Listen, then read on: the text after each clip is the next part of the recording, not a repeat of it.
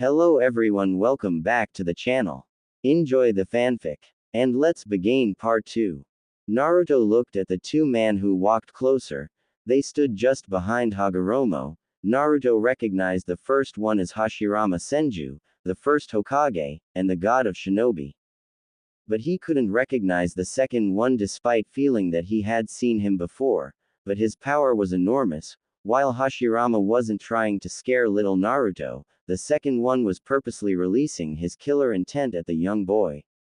Naruto suddenly felt pressure all over his body, and everything felt cold. His knees suddenly felt weak, and he almost collapsed to the ground, his skin feeling like little blades stabbing him and piercing his flesh and bones.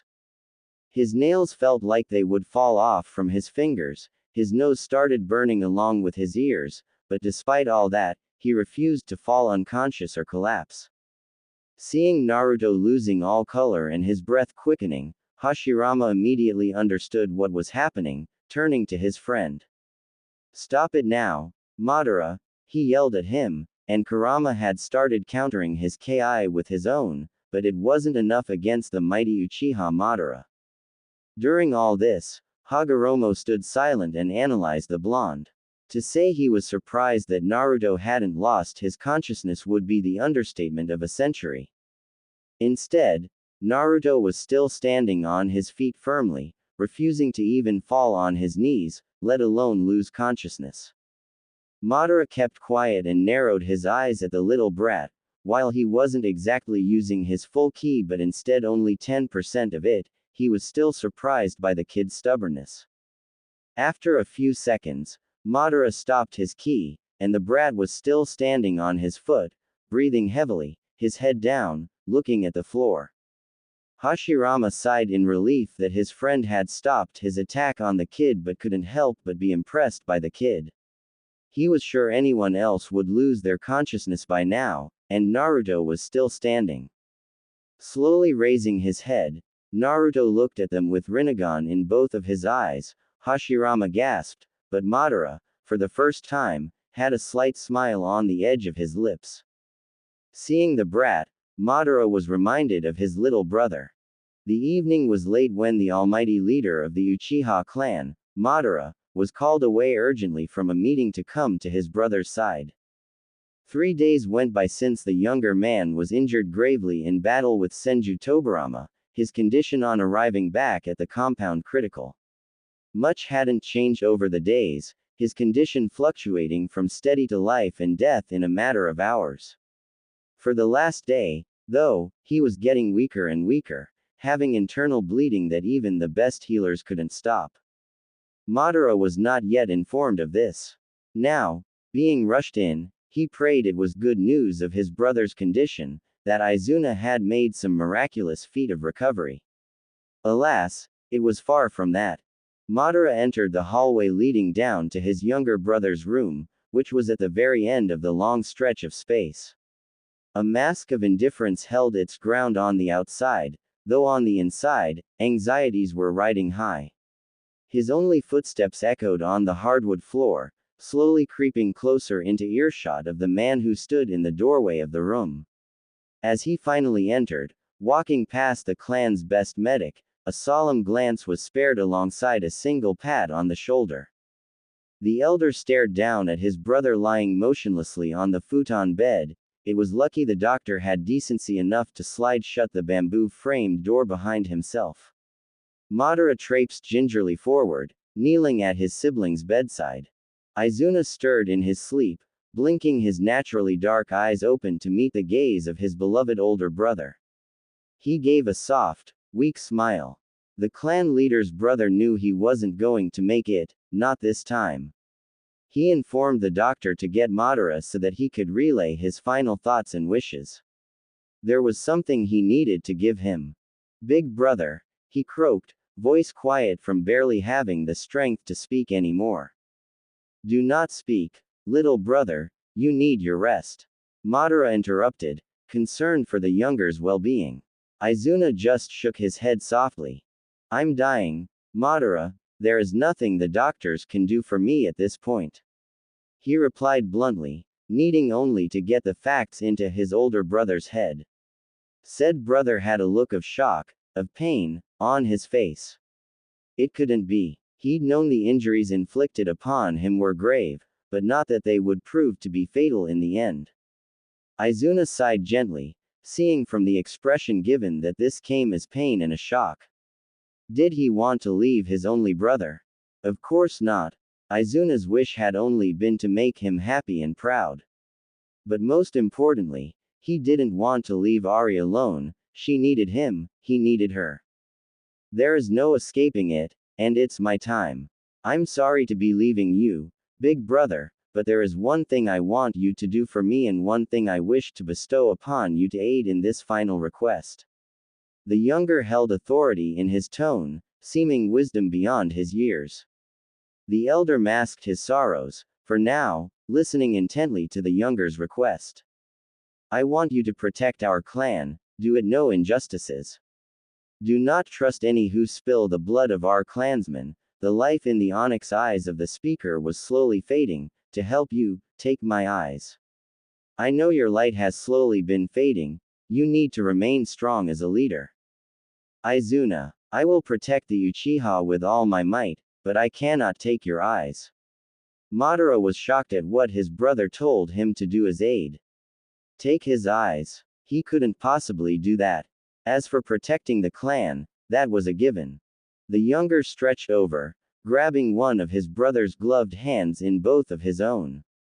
Their gazes met, the dimming onyx of the dying sibling almost pleading.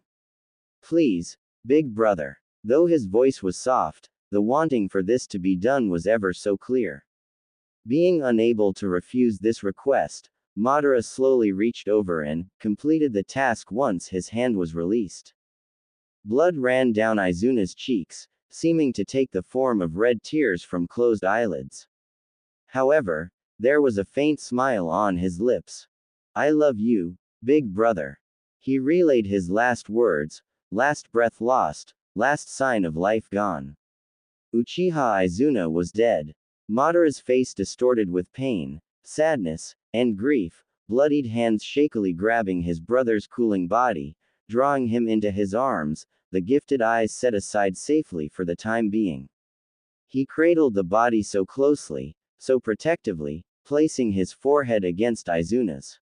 His eyes were squeezed shut, teeth gritted together as he tried to stop the tears pricking at his eyes. I'm sorry, Izuna, I couldn't protect you, I couldn't keep the promise I made to myself in boyhood. I have failed you. He clenched the fabric of the younger's clothing, silent tears escaping and hitting the pale, cold cheek of the recently deceased man. He continues, this time I will fulfill wishes. This time, I will not fail you. The Uchiha's head rose slowly, eyes opening to reveal the Mangekyo Sharingan, casting its scarlet glow as the last light of the day faded into the blackness of the night. Izuna's body was placed back on the futon, a small piece of cloth covering his face. Madara remained there for hours, allowed no one to enter the room, death threats quickly spilt. There was one thing physically different of his appearance now, the eternal Mangekyo Sharingan, blazing from eyes underlaid by fresh tear stains, the glowing windows burning with the flames of pure hatred. On this day, Madara lost all hope. Though he had been blessed with a newfound light, never before was he surrounded by such overpowering darkness. This one is a brave one, Madara whispered to himself. He then focused on Kyuubi behind bars. This is how I always wanted to see you, behind bars, Madara taunted Kyuubi, who smirked. At least I'm not dead, Kurama replied, earning a laugh from Hashirama. They all focused back on Naruto. Naruto, still breathing heavily, felt the pressure all around him suddenly disappear, his hands on his knees but still standing. He refused to give up, and he couldn't, he never will. Slowly raising his head, his eyes focused on the man with red armor. He saw a glimpse of surprise on his face for a second but disappeared as soon as it appeared.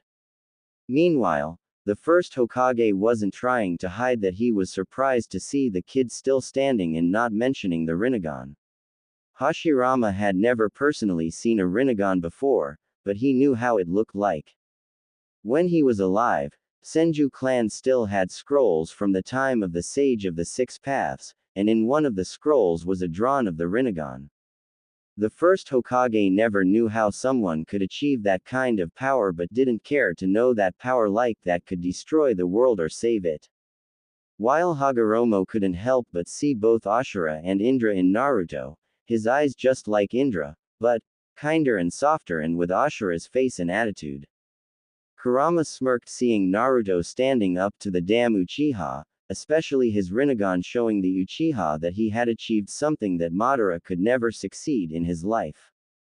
Well done, Naruto. Naruto suddenly felt a massive pressure on his head, feeling like his head would split open, his Rinnegan slowly disappeared, and his eyes turned back to blue. Naruto felt himself falling on the floor, but he didn't want to fail. Clenching his teeth and gathering every bit of power he had left, he moved his right leg forward before he could collapse, still standing. Naruto stood up again, breathing heavily but still there, sweat rolling down his face. Hagoromo and Hashirama smiled at him while the strange moody guy was giving him a nod of acknowledgement. A smile slowly spread on his face, and Hagoromo decided to continue with what he wanted to do. None of them had that much time left until they returned back. Clearing his throat, the sage glanced at them. Understanding what he wanted, both Hashirama and Madara took a step forward. Naruto, is good to meet you. In case you don't know who I am, my name is Hashirama Senju, the first Hokage of the Hidden Leaf Village. Hashirama introduced himself, smiling at the little kid. Naruto smiled back and turned to look at the other one, who looked hesitant for a second before sighing in annoyance. My name is Uchiha Madara, the rival of Hashirama and the greatest Uchiha of all time. Madara introduced himself with a slightly colder tone than Hashirama. Naruto just looked at both of them in silence before deciding to ask a question that had been bugging his head since he saw them. Not that I don't like your company, but why are you here, and how are you even here?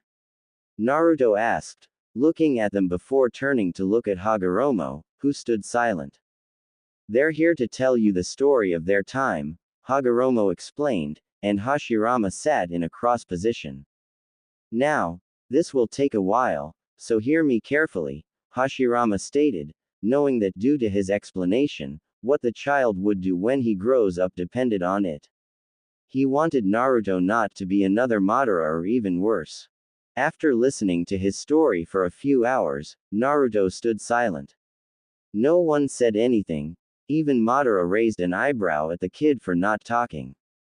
After a few minutes of silence, you were able to stop the war by uniting the clans with Madara and creating a village that everyone could call home. Naruto started smiling.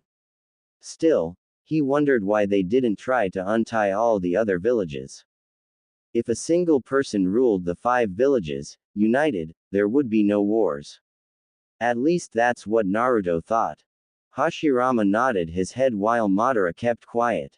Why did you not try to unite the other villages as well? Naruto asked, looking at the first Hokage. At this question, Hashirama lowered his head slightly, almost in shame, while Madara snorted. I did try, but the other villages didn't want any alliance with us, he replied, with a sad smile. The first Hokage didn't want to admit that the Kages had refused any peace treatment. He had captured and given each village a biju or 2 in hopes for peace. But all that stopped nothing as a result of their arrogance and greed. The second and third wars followed the first ninja war. It was never stopping. Madara wanted to say that he had suggested just forcing them into submission. He and Hashirama were more than enough to deal with anyone foolish enough to oppose them. While Naruto thought that if they had done that back then, if they had united all 5 big villages, he would still have his parents with him. And maybe none of the great shinobi wars would have happened. Naruto thought but decided to keep quiet at his thoughts for now. Turning to look at Hagoromo, you said you knew about my father, who's he? He asked. Very well. The blonde felt a chill on his body when he heard him. For a long time, he had wanted to know who his parents were. Of course, Naruto always had his doubts about the identity of his father being the fourth Hokage since he looked very similar to him. Blue eyes and spiky blonde hair just like Naruto, but that raised the question of why he was left living in a small apartment. Deciding to listen to Hagoromo, the blonde turned his attention to the older man. Your father is Minato Namikaze Uchiha, and Kushina Uzumaki Senju, Hagoromo said. Naruto's eyes widened, he flinched slightly, and silence took over the room. He heard him, but Naruto still felt like he didn't listen to him. My father is the fourth. Kushina. Who is she? Naruto felt his breath stuck on his throat, and his first thought was how his mother looked like. Why did his father seal Kurama inside him? Naruto liked Kurama, but everyone hated him because of it. He didn't have a family. Naruto felt his eyes suddenly burning, and his vision was fuzzy. Am I crying? He now knew the truth, and his parents would never hug him, they would never tell him tales at night, they would never kiss his cheek. They would never scold him. They would never celebrate his birthday. They would never be happy and proud of him. Naruto fell on his knees sobbing, his hands on the floor. Hashirama rushed at Naruto, but Hagoromo raised his hand before he could reach him. Naruto felt more tears burning his cheeks, his eyes crying and not stopping, his eyes turned red and puffy. Shaking his head, why was life so unfair? He suddenly felt a hand on his shoulder, and he didn't bother to look at whoever was near him. He didn't care, and he wanted to be alone. Leave me alone, and I want to stay alone. Dot, dot, dot, dot. I'm really sorry, Naru-kun. I'm sorry for not being able to be with you. Naruto heard those words. He still kept his head down. He must have imagined that tone. He had never listened to that kind of tone before, full of love, and the tone was so kind, the kindest he had ever heard before. Slowly looking up, he saw blonde hair and a face looking at him. He had kneeled in front of Naruto and was looking at his blue eyes with his own. Naruto looked at the man but couldn't believe his own eyes, and he felt his heart beating on his chest, more tears on his face. He threw his hands around his neck. Was he really there? Two-chan. Naruto screamed, hugging him, but he pulled his head away and looked at him again, making sure that he was actually there with him and wasn't a dream. Yes, Naruto is me, his father said, and they both hugged again. Naruto hugged him tightly, afraid that he would disappear and leave him alone. I missed you, Naruto said, crying. Minato felt his heart hurting from his words, and he didn't need to ask to know that his life wasn't a happy one. Her words suddenly returned back to his head. You know how Jinchurikis are treated. Minato, of course, knew that, but he had hoped that someone would take care of his son, hoping that Leaf Village was different from the others. They owned him that much. He and Kushina lost their lives for the village. They owned to him. They all owned to Kushina. They owned to them to treat Naruto as he deserved, to have a loving family. Pulling away, he stared. He could see Kushina in him. His face was just like hers. His nose, his smile, and especially his jawline. Naruto, you live with someone, right? Minato asked, dreading the answer. Hashirama and Madara were interested as well. They both knew it mattered a lot how a child was raised, which would indicate how he will be when they are fully grown. Especially Hashirama, who dreaded that Naruto might decide to become an enemy of the village. No, no one is with me. The Hokage visits me once a month to give me money, but that's all, he stated with a slightly colder tone, and Minato felt like he was directing the blame to him, not that he could blame him. What about Jiraiya-sen's? Minato asked, almost pleading, hoping that at least his sensei was looking after Naruto. But the young blonde just gave him a confused look, not knowing who this Jiraiya was, and in the end, he just shook his head, confirming what they already knew. Minato felt his heart drop. He felt like going there and just screaming at everyone. How dare Sarutobi leave his child alone? Minato, Your friend Shukaku tried to adopt Naruto, but the old Hokage refused anyone to adopt Naruto, Kurama suddenly said. Why? Hashirama asked. Minato was in shock to ask himself but was listening to the answer.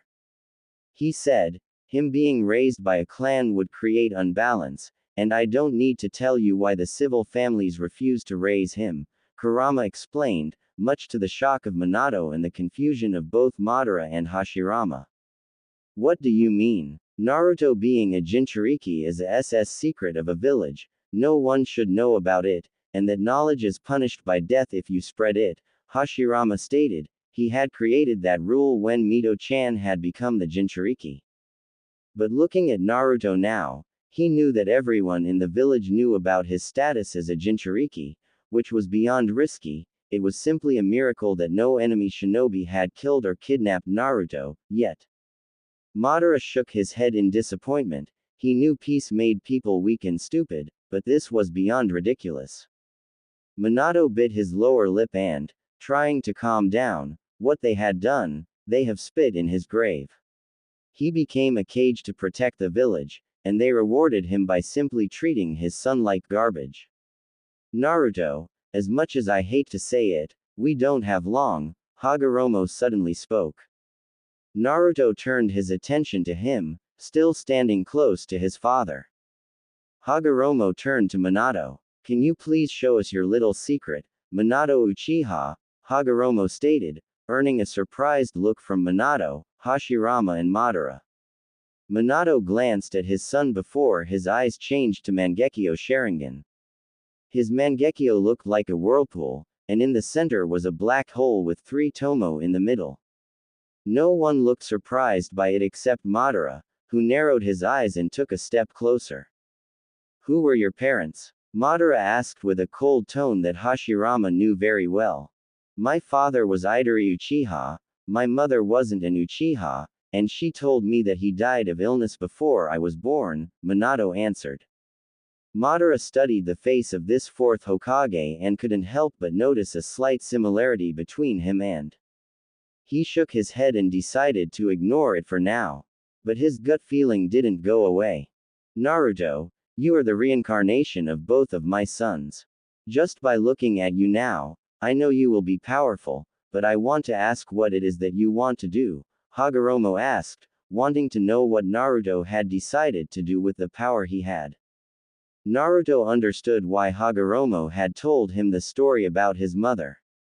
Looking straight at Hagoromo, his eyes turned a fully matured Sharingan. Hashirama looked impressed with him unlocking his Sharingan at such a young age. In some ways, Naruto reminded him of Madara. This world has suffered for a long time, but when Hashirama and Madara-sama united the clans of the Land of Fire, they stopped the wars between clans. I will unite the 5 great villages. Only together we can create peace, Naruto stated. Hagoromo smiled at him, and so did Minato, who patted his back, while Hashirama thought if such a thing was even possible in the long run, while Madara thought that might work, but a lot of blood will be spilt. Suddenly all 4 of them started shining and slowly disappearing. 2-chan. Naruto screamed in panic and went to hug his father.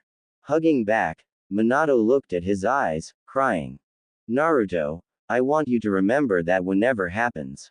Your mother and I will always love you. No matter what you do, I will love you always, he said, looking directly at his eyes before disappearing. Hashirama gave him a reassuring smile. Madara kept quiet with his eyes at Minato. At the same time, Hagoromo hoped that what Naruto learned today would make him make the right decision in the future. Disappearing, soon they were gone, and the only thing left was Naruto standing alone again. Naruto fell silent when they disappeared, and he was alone again. Naruto? Kurama asked, concerned for him. Naruto kept quiet, and his mind had enough. Everything blackened, and Naruto welcomed the darkness like an old friend.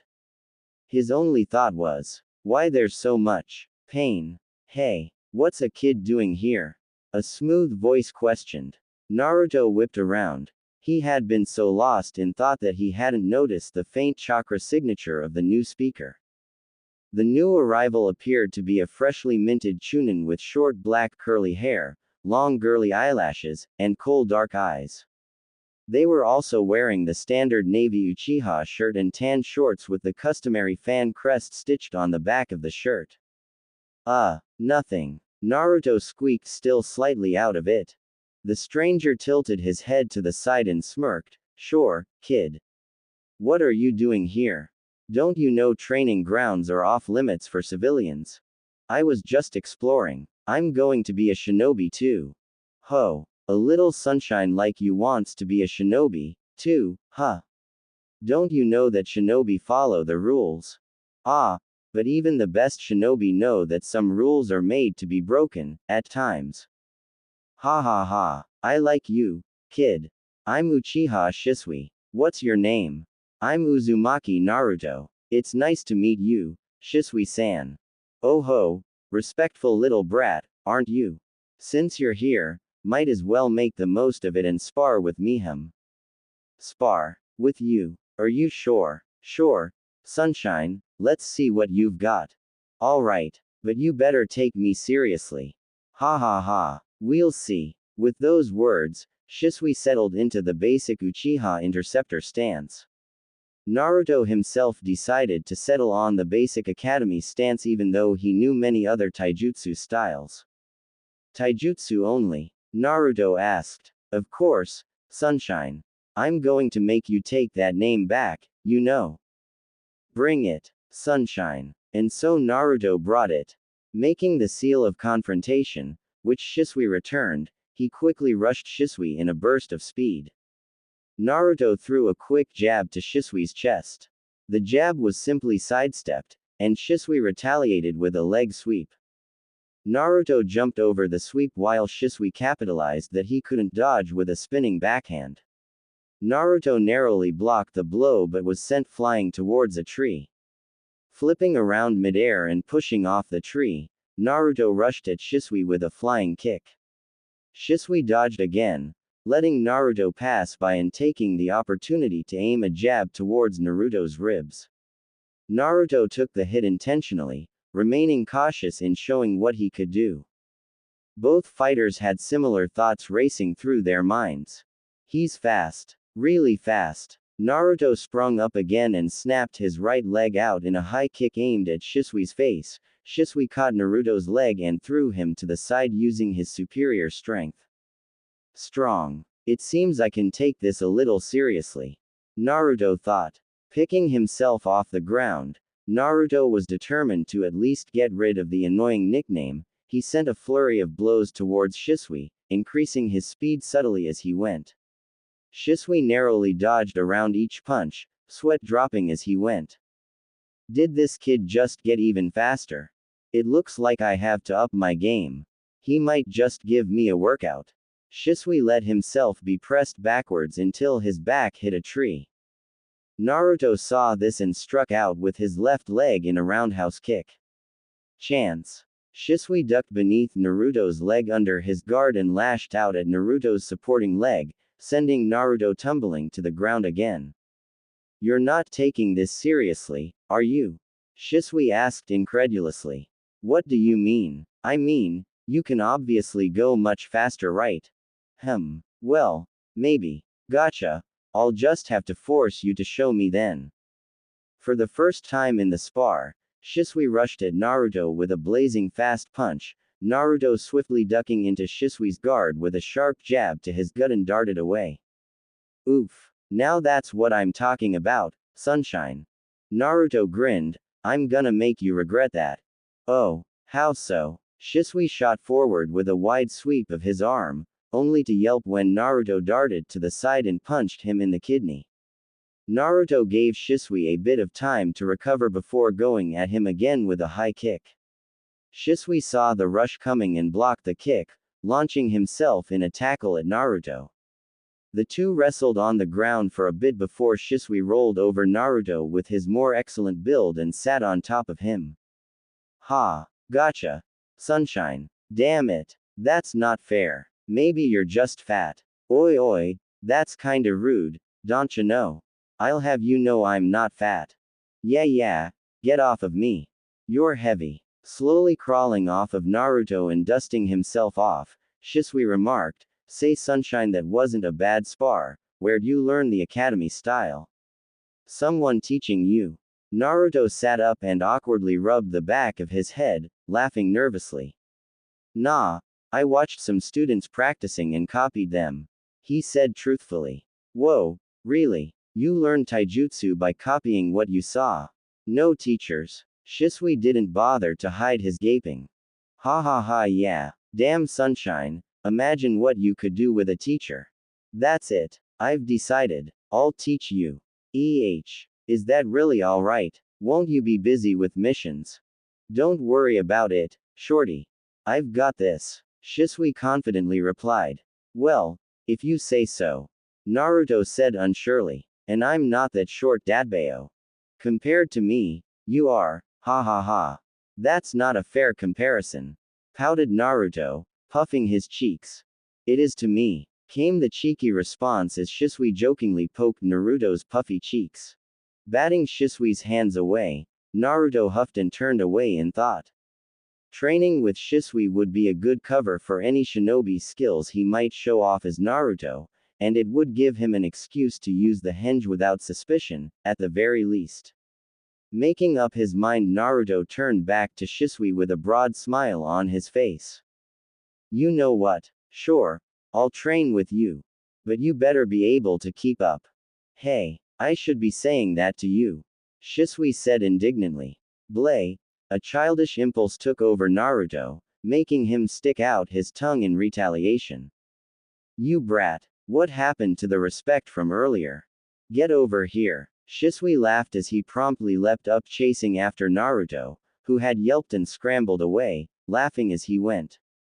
Naruto couldn't remember the last time he felt so lighthearted as the chase quickly devolved into a game of ninja tag. He cackled as he tripped Shisui, who had lunged for him, into a tumbling heap. Oh, that's it. I'm going to get you now. Shisui declared, jumping to his feet with a determined gleam in his eyes. Naruto's eyes narrowed. Catch me if you can. He yelled, sticking out his tongue for the second time. And so the chase was on. The game encompassed the entire training grounds, Naruto leading Shisui on a wild goose chase all over the place. Several times Naruto had led Shisui into a few old and abandoned traps just for giggles. Simultaneously, Shisui dodged, and around projectiles and pitfalls, he cursed Naruto under his breath, leading to even more laughs from the child. When Shisui had finally had enough of entertaining the little blonde devil, he quickly used the most flawless Shunsen jutsu that Naruto had ever seen, placing himself in front of Naruto, who then promptly crashed into Shisui, sending both boys tumbling to the ground for the 9th time that day. Hey, no fair, you cheated, Naruto shouted in jest. Ninjas don't cheat. They win. Shisui smugly replied, you're one slippery kid, you know that. Ha ha ha, I do my best. Naruto dusted himself off before he considered what he had seen. Say, that was the Shunsen jutsu, right? Huh, oh yeah, it's my speciality. They'll be calling me Shunshin no Shisui in no time. Shisui crowed. Ha ha ha, I'd like to see that. Can you teach me that? Of course, little Sunshine. You're my student, and it's my signature technique after all. Wow, really? Yeah, I'll be as fast as the yellow flash one day. You'll see. Cool. After making further plans with Shisui and waving their goodbyes, Naruto returned to his apartment under a sneaky henge to hide his whisker marks. He detachedly observed the stark difference in treatment he received from the civilians. It was like the whiskers painted a sign that said, please glare here. And now that they were gone, he was just another regular dirty kid returning home after playing too much. Except the problem was that Naruto didn't want to live life under a henge. Hiruzen. Sarutobi Hiruzen was a tired man. He had served Konoha faithfully for many years, surviving the Second and Third Shinobi Wars. Just when he thought he could retire in peace, his successor had to pull the ultimate heroic act and sacrifice himself for Konoha.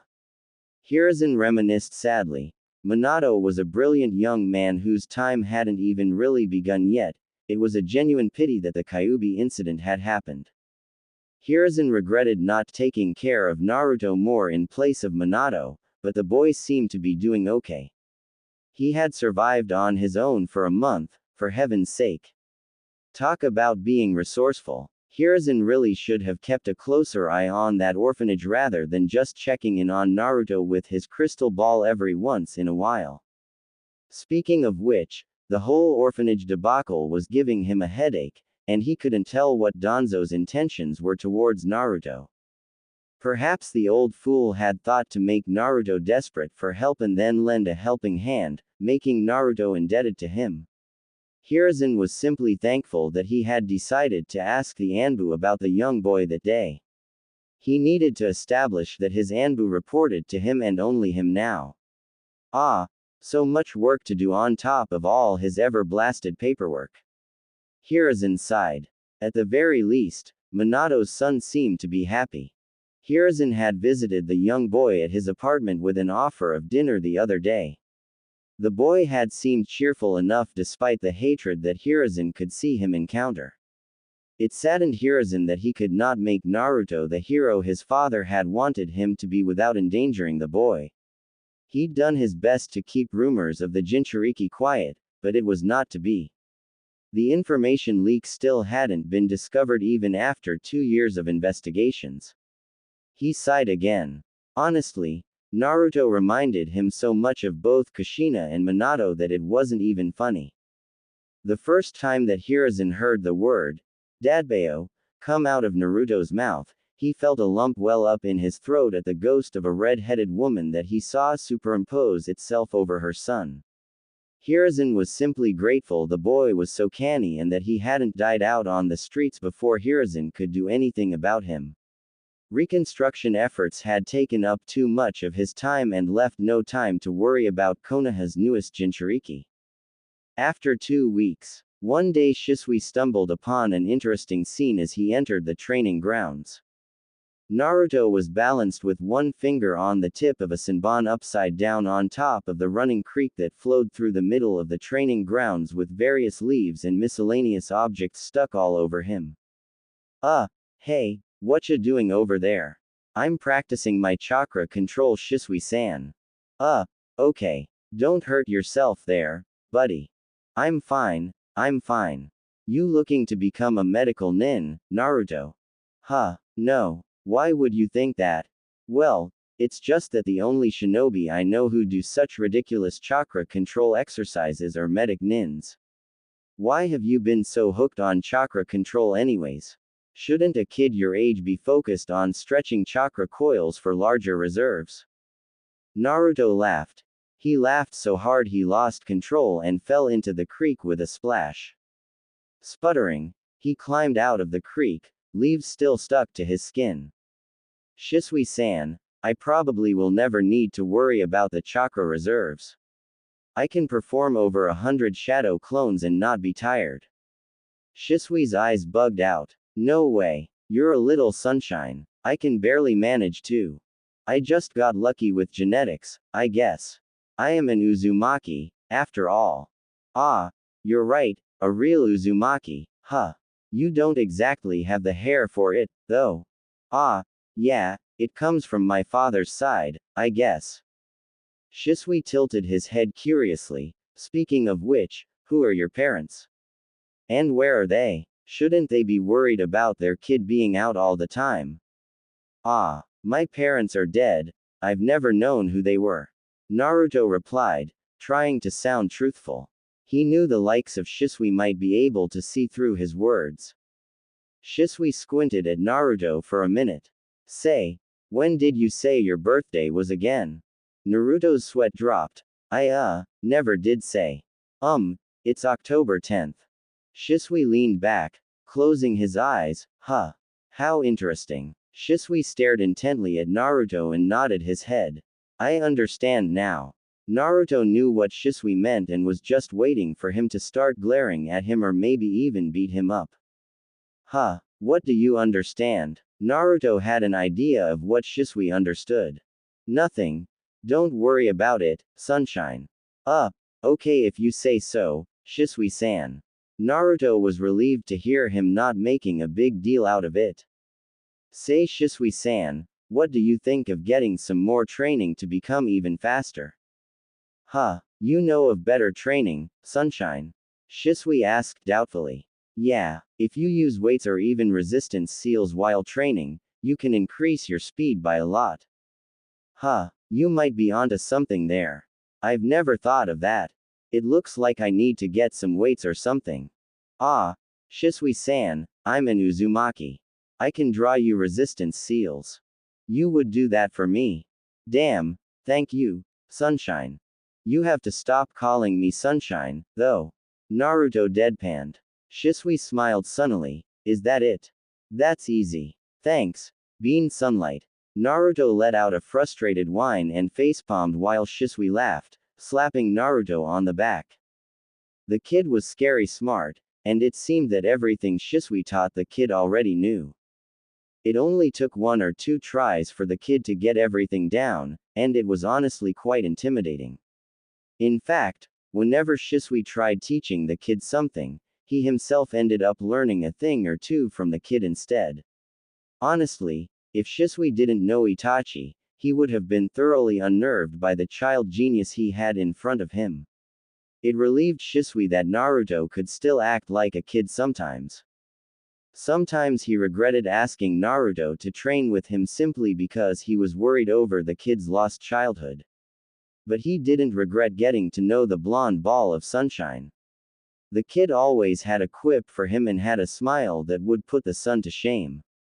So Shisui worried. He didn't know what pushed the kid so hard, and he'd heard of what the young boy contained from well-meaning clansmen who warned him away from the Jinchuriki.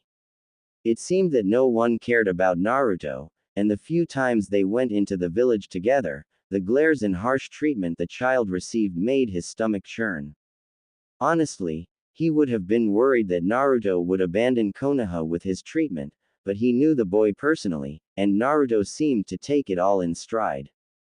Shisui watched Naruto train for a while. He'd had a question that had been on his mind for the past few days, and he finally found time to voice his thoughts. Hey, Naruto. Yeah, what's up, Shisui-san? Enough with the san already, just Shisui is fine. How many times have I told you that? Ha ha ha, sorry, it's just a habit. What did you need, Shisui? Why do you train so hard, Naruto? What are you training for? Shouldn't you be enjoying being a kid? You aren't a clan child, so you have time to be a kid for a while longer. Actually, even clan children don't train as hard as you know. Itachi doesn't count. Shouldn't you be playing with friends? Naruto laughed awkwardly and rubbed the back of his neck. Shisui, I don't really have any friends aside from you.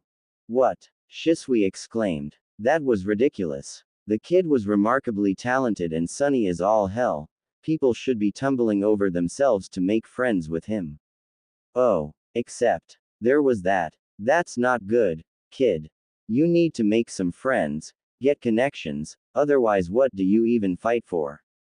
I need to introduce you to Itachi, and I think you would like him. Shisui mused. Naruto himself had a hard time answering the question.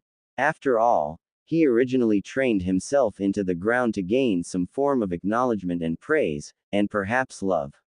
But now, he wasn't precisely sure anymore, and sure he told Hagoromo that he would bring the villages together. But what did that even mean? He was a child, still. Naruto wanted to have that feeling again more than anything else, the same feeling he had when his father had hugged him when he told him that he would always love him. Naruto carved for that feeling, and he wasn't sure where he would even find it. He felt tears in his eyes just by thinking about his father, his smile. Naruto quickly took a deep breath and didn't let the tears fall. That's it. I'll bring Itachi to our training sessions. You'll see, kid, he's a lot like you in a way. Scary smart, oddly mature, and skilled as all hell. You two will get along like peas in a pod, I promise. Naruto raised an eyebrow. Wait, what? Wait, you know Itachi? Naruto asked out loud, and he wondered why he hadn't told him about Shisui yet. This time Shisui raised his eyebrows and stopped talking, and leaned closer to Naruto. Almost like he was seeing his face for the first time. Wait for a second. You must be Itachi's secret awesome student. Shisui half shouted with his fists in the air. Awesome student? Seriously. He must be talking about someone else, Naruto replied, sure of that, but Shisui just shook his finger in front of his face. Nah, Itachi has talked about only one student. I have to be honest, and he told me you were young but never thought you would be a child, Shisui said with a finger on his forehead and acting as he was thinking about something big. Well, he didn't tell me anything about you, Naruto replied, and Shisui lowered his head in despair. Suddenly there were big clouds above his head and raining only on him. This caused Naruto to question where the clouds even came from, his hand behind his neck, he chuckled nervously. He must have his reasons, Naruto replied, not knowing what else to say. I knew Uchihas were a bunch of, but this is ridiculous, Kurama suddenly said in his head with a massive grin on his face. Hey, don't forget a third of my blood is Uchiha blood, therefore, you're insulting me as well, Naruto replied with a half-joking tone. You're the exceptions, all the others Uchiha except maybe Itachi or Kurama replied with a massive smirk on his face. Naruto escaped his thoughts when he saw that Shisui had escaped his weird despair mode. Now, today we're done with, perhaps he stopped talking when Itachi jumped in the training yard. Naruto-kun, what are you doing here? Itachi asked, smiling at Naruto. Naruto opened his mouth to respond when Shisui opened his mouth. Itachi, why you haven't told me that your awesome student is the same as mine, Shisui stated and pointed the finger at Naruto. Naruto rolled his eyes while Itachi looked slightly confused. He had been on a mission for some time now and wondered how Naruto was, knowing he lived alone. He arrived in the house to see the house empty and then checked the training grounds one by one until he found him training with Shisui. What do you mean? Since when Naruto is your student? Itachi asked, walking closer to them. I have been training with him for a week, Itachi, he just showed me the ropes for Shunsen, Naruto explained. Yup, and he was about to tell me how much a better teacher I am, compared to you, Shisui stated, giving Naruto a wink. Naruto just shook his head in denial, much to his disappointment, and Itachi chuckled slightly.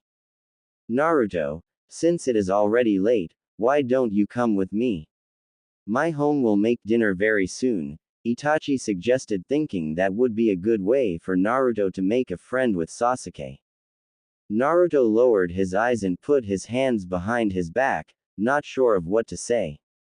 Sure, he wanted to say yes, and not eating alone for once would be good, but he didn't want to see them glaring at him, but, most importantly, bring Itachi trouble for inviting the demon to eat. Are you sure? I don't want to cause trouble, Naruto finally replied. Itachi felt terrible for the little boy and immediately nodded his head, and he was sure his mother would be delighted to see him. Don't worry, Naruto-kun, my family is not like the others, Itachi replied and put a hand on his shoulder to reassure him that he really did mean it.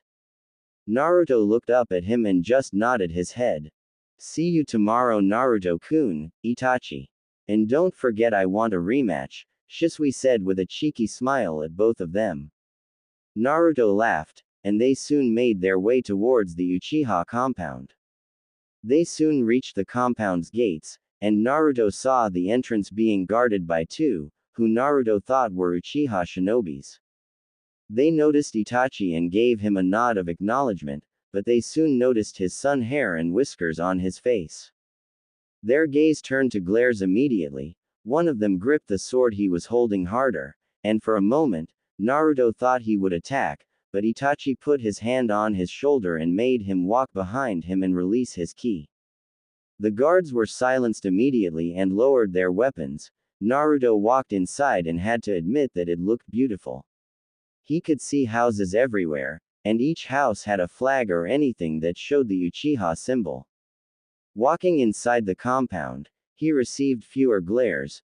There was barely anyone glaring at him, much to his relief, but Naruto knew this was just the beginning. They soon reached the house. Naruto looked at its size, and it definitely looked like the most prominent house in the compound. Itachi gestured to Naruto that he should walk in first, opening the door. "Ka-chan, I have returned," Itachi announced. Soon Naruto heard footsteps coming from a room near the door. Another door opened, revealing a woman around her late 30s with long dark hair. "Itachi-kun, you returned. How was that?" She immediately stopped when she saw Naruto standing behind Itachi. His eyes immediately lowered, and he took a step back instinctively. For a moment, Makoto said, "Minato." She knew Naruto looked like his father, but now he looked like a perfect copy of him. Understanding what was happening, she immediately brought a smile to her face. "Itachi, who's the little sunshine?" she asked, walking closer. Naruto smiled back when he felt the happy feelings coming from the woman, but at the same time wondered what was up with them calling him Sunshine. "My name is Naruto Uzumaki, miss. You can call me Makoto," she introduced herself and walked closer. "Come inside. No need to stay outside," she said kindly. Naruto felt happy and walked inside. His eyes were exploring the house inside, a smile not leaving his face, feeling like a child again. Itachi smiled and told him to sit on the couch. He nodded his head and sat down while Itachi walked over to his mom. "Where's Sasuke and Tsu-san?" Itachi asked, wondering if Sasuke was training perhaps. His mother gave Naruto another glance before walking to the kitchen. "Sasuke is upstairs sleeping. He said he was tired, and your father should return soon," his mother said and started making an extra dish. Itachi nodded his head and walked upstairs, reaching Sasuke's room. He knocked but did not respond. Waiting a few seconds, he walked inside, seeing his brother reading a scroll on his bed, the scroll on his lap. "Sasuke-kun, what are you doing?" Itachi asked, seeing as he looked focused. Turning his head to his right, he saw Itachi, and a big smile invaded his face. "Itachi, is good that you returned, and I'm preparing myself to become stronger. I will show everyone that the Uchiha clan is the strongest clan." Sasuke started with a puff of his chest at the end.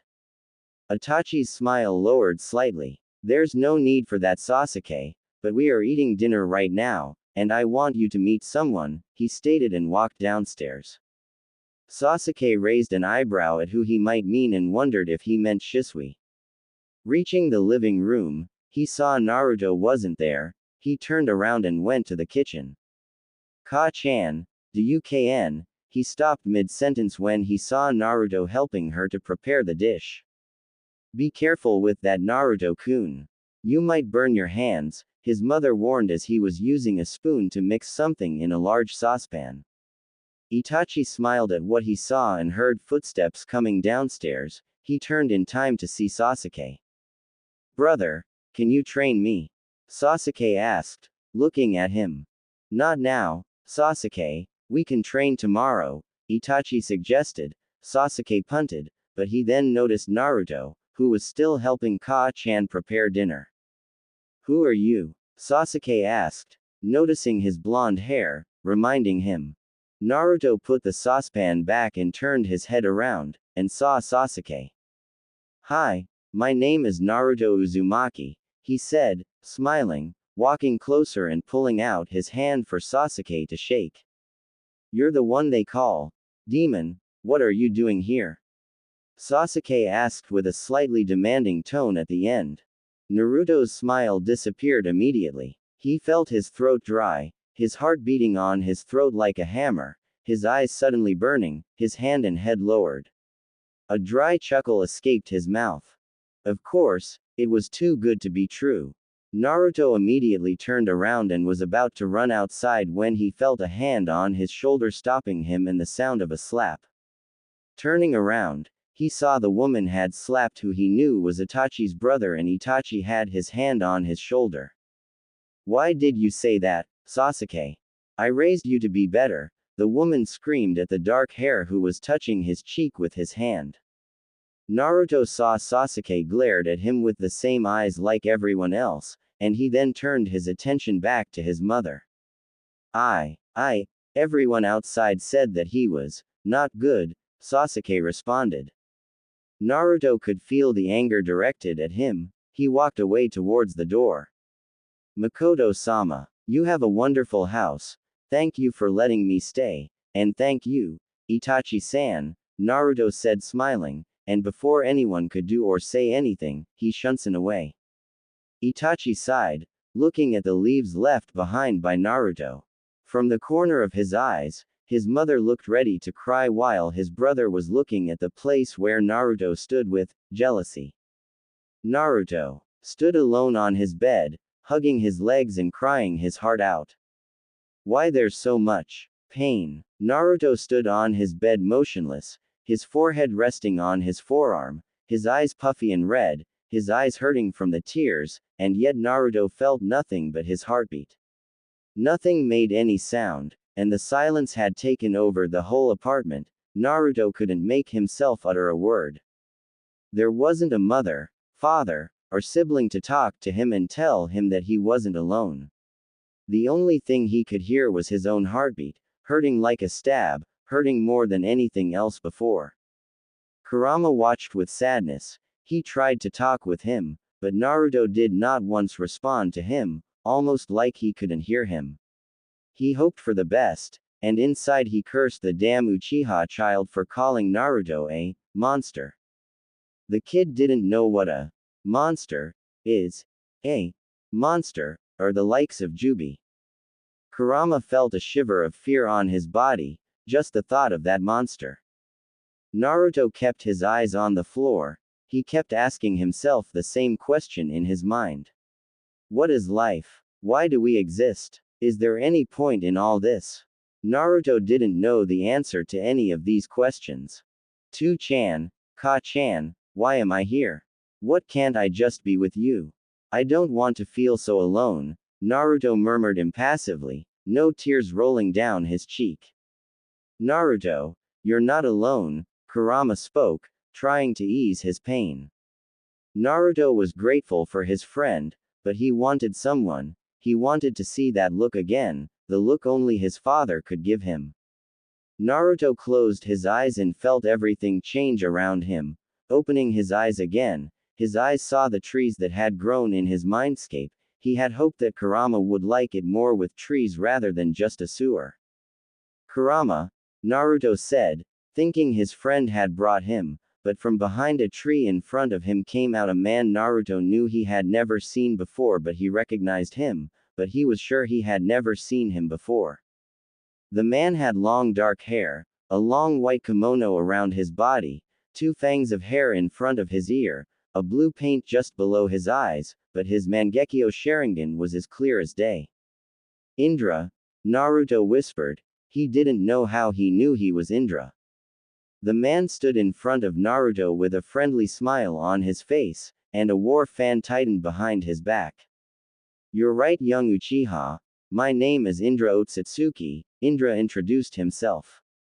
Naruto felt no malice coming from him and wondered how he was here. "Why are you here? And how are you here?" Naruto asked calmly, his body still a bit tense from the new person, something that Indra noticed. "When you became my reincarnation, a bit of my chakra was sealed inside you, as did Ashura's chakra. This allows me and my brother to talk with you whenever you might need our advice," Indra explained. Naruto noticed there was no ill feeling coming from him whenever he mentioned Ashura. Naruto had assumed that Indra hated him for taking his place as heir. "Now, I felt the feelings coming from you. The Uchiha brat insulted you. You asked yourself what the point of life was," Indra said, kneeling in front of Naruto and pulling out his left hand, showing his moon symbol to Naruto. Life has no point until you give it one. My advice to you, Naruto, is to find your point in life, what you truly want. Is it revenge, is it nothing, or is peace? Indra said. Naruto didn't want any revenge. Despite the village hating him, he didn't want harm caused to any of them. I want peace, Naruto replied. At this, Indra nodded his head in acceptance. We will talk again, young Uchiha, Indra said, and his figure disappeared. Suddenly Naruto was back in the apartment again, slowly standing up. He wondered if peace would bring him happiness. What even is happiness? Naruto took a deep breath and left the apartment. Soon Naruto reached the training yard and noticed both Itachi and Shisui talking to each other, and a small smile appeared on the blonde's face. He jumped and landed near them. Shisui noticed him and immediately smiled. Ooh, Naruto, you're back, Shisui said, clearly surprised. From what Itachi told him, he had suspected that his student would spend the whole day sulking in his apartment. Itachi turned his head with an uncertain look on his face. Naruto-kun, is good to see you again, he said, walking closer. Can we train Itachi-san? I want to continue what we left yesterday, Naruto said almost in a hurry. The last thing he wanted was to remember what happened yesterday. Both Shisui and Itachi gave each other a glance in understanding and decided to talk with him later. Shisui groaned and dragged a hand down his face. He stared at the two others from between his fingers. Then he remembered his original goal. Hey, you two, he yelled, popping back to his cheery attitude. Yes, Shisui-san. Itachi, enough already. Naruto just stopped with the san, not you two. Shisui moaned, then he bounced up into a fighting stance. We should have a three-way spar. Naruto's eyes narrowed, honing in on Itachi and Shisui, sending shivers down their backs. It was like his eyes had suddenly turned into chips of ice. They could tell that Naruto was ready for anything. Any rules, Shisui? Naruto asked innocently. Yeah. No maiming, and first to surrender loses, I guess. The three boys took up fighting stances, 2 textbook Uchiha Interceptor stances, and 1 academy stance. All 3 eyed a leaf that was gently floating downward. As soon as the leaf touched the ground, they all disappeared in a burst of speed. Naruto sat on the branch of a large tree, eyes darting in every direction for a possible attack. A brace of shuriken came flying towards Naruto, sending him jumping away to the right into Shisui, who twisted and kicked out at him. Naruto blocked the kick and was sent flying to the ground. He hit the ground with a roll as Shisui chased after him. Naruto threw 3 kunai directly at Shisui as he lunged towards Naruto. Shisui pulled out his own kunai and deflected the 3 kunai into Itachi, who had been silently sneaking up to Shisui. Itachi dodged the kunai, throwing his shuriken towards Naruto and leaping up to engage Shisui in a furious taijutsu bout. Naruto was a bit peeved, having been ridden off so quickly. He flashed through hand signs, futon, great breakthrough. Naruto sent a great burst of wind towards the fighting duo. The 2 boys turned toward the wind bullet simultaneously and leapt apart, narrowly dodging the bullet which drilled into the ground, sending great chunks of dirt everywhere. Itachi retaliated, his hand seal speed so fast that Naruto could barely make them out. Kaden, great fireball. A giant fireball flew at Naruto, who Kawarimi-ed out of the way, leaving a scorched log behind him. Hey, don't leave me out of this, yelled Shisui, who flipped through signs until a Kaden, Phoenix Flower Jutsu flew at both Itachi and Naruto. Naruto used another great breakthrough to block the fire, but hidden inside the flames were shuriken that he had to Kawarimi for. Itachi had simply avoided the fire and shuriken combo and rushed at Naruto as he dodged Shisui's attacks. Naruto threw 4 kunai at Itachi, using his newly learned technique to bounce a kunai into Itachi's blind spot. Itachi ducked his head, letting the kunai sail by harmlessly and threw a flurry of blows at Naruto. Dodging around the impacts, Naruto thought, this kid's good too. As expected of someone who trains with Shisui. He flipped backwards for space, throwing out more shuriken to discourage Itachi from approaching. Shisui used this opportunity to throw wire-wrapped shuriken at Itachi. Itachi leapt to the left, eyes widening as Shisui pulled the wires, curving the shuriken trajectory towards Itachi. Smirking, Itachi ran through the hand seals for Kawarimi at lightning-fast speed, swapping places with a wide-eyed Naruto. Oi, I'll get you for this, you know. Naruto screamed as he wildly ducked the shuriken and wires by bending over backwards.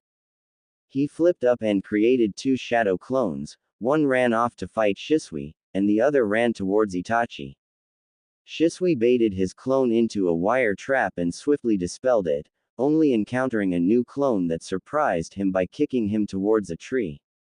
Shisui rebounded off the tree and shunsen straight at the clone, throwing a brace of shuriken at the clone as he went. Shuriken and Shisui crashing into the clone simultaneously caused the clone to pop in a cloud of smoke, blocking Shisui's vision for a precious second. Itachi meanwhile engaged his Naruto clone in a bout of taijutsu, assessing his skills with Sharingan rapidly spinning in his eyes. Blocking a high kick from Naruto, he swept his left foot out to catch Naruto's pivoting foot, but Naruto leapt into the air to aim another kick at Itachi. This caused Itachi to block with his arm, taking the heavy impact with a grunt. Naruto watched as Itachi dispatched his clone from where he was sitting on top of a tied-up Shisui. He hopped off the struggling Chunin and dashed towards Itachi. Itachi then performed a brutal takedown on Naruto, flipping over him, grabbing his shoulder, and throwing Naruto to the ground. The results of the spar revealed a few exciting things. First of all, Shisui and Naruto were faster than Itachi, but Itachi had better taijutsu than them. Between Shisui and Naruto, Naruto was the faster one, but Shisui was much more adept at shunshin. They were all equally matched in ninjutsu, but none of the fighters had revealed their full repertoires. Itachi stared at Naruto in contemplation for a while after the spar. Opening and closing his mouth a few times, he finally managed to ask the question that had been on his mind. Naruto-san, I don't mean to be rude, but why haven't you become a genin yet? You are obviously skilled enough to pass the exams, despite being only 5 years old. Naruto tilted his head and considered the question. Why hadn't he decided to graduate just yet? He stood in silence for a worryingly long time before he answered Itachi. Itachi-san, perhaps it is because I have the luxury of not needing to graduate early. I want to enjoy my childhood despite having filled it with continuous training. Itachi nodded. He understood this very well, and he had been forced to graduate early from the pressures of his father and the demands of the clan elders. If clan duties had not demanded it of him, he might not have chosen to graduate either. Well, it's late enough, I guess. That was a good spar. You really caught me off guard with that clone there, Sunshine. Shisui said. I'll walk you home, Naruto. Itachi, you go on ahead of me, I'll catch up.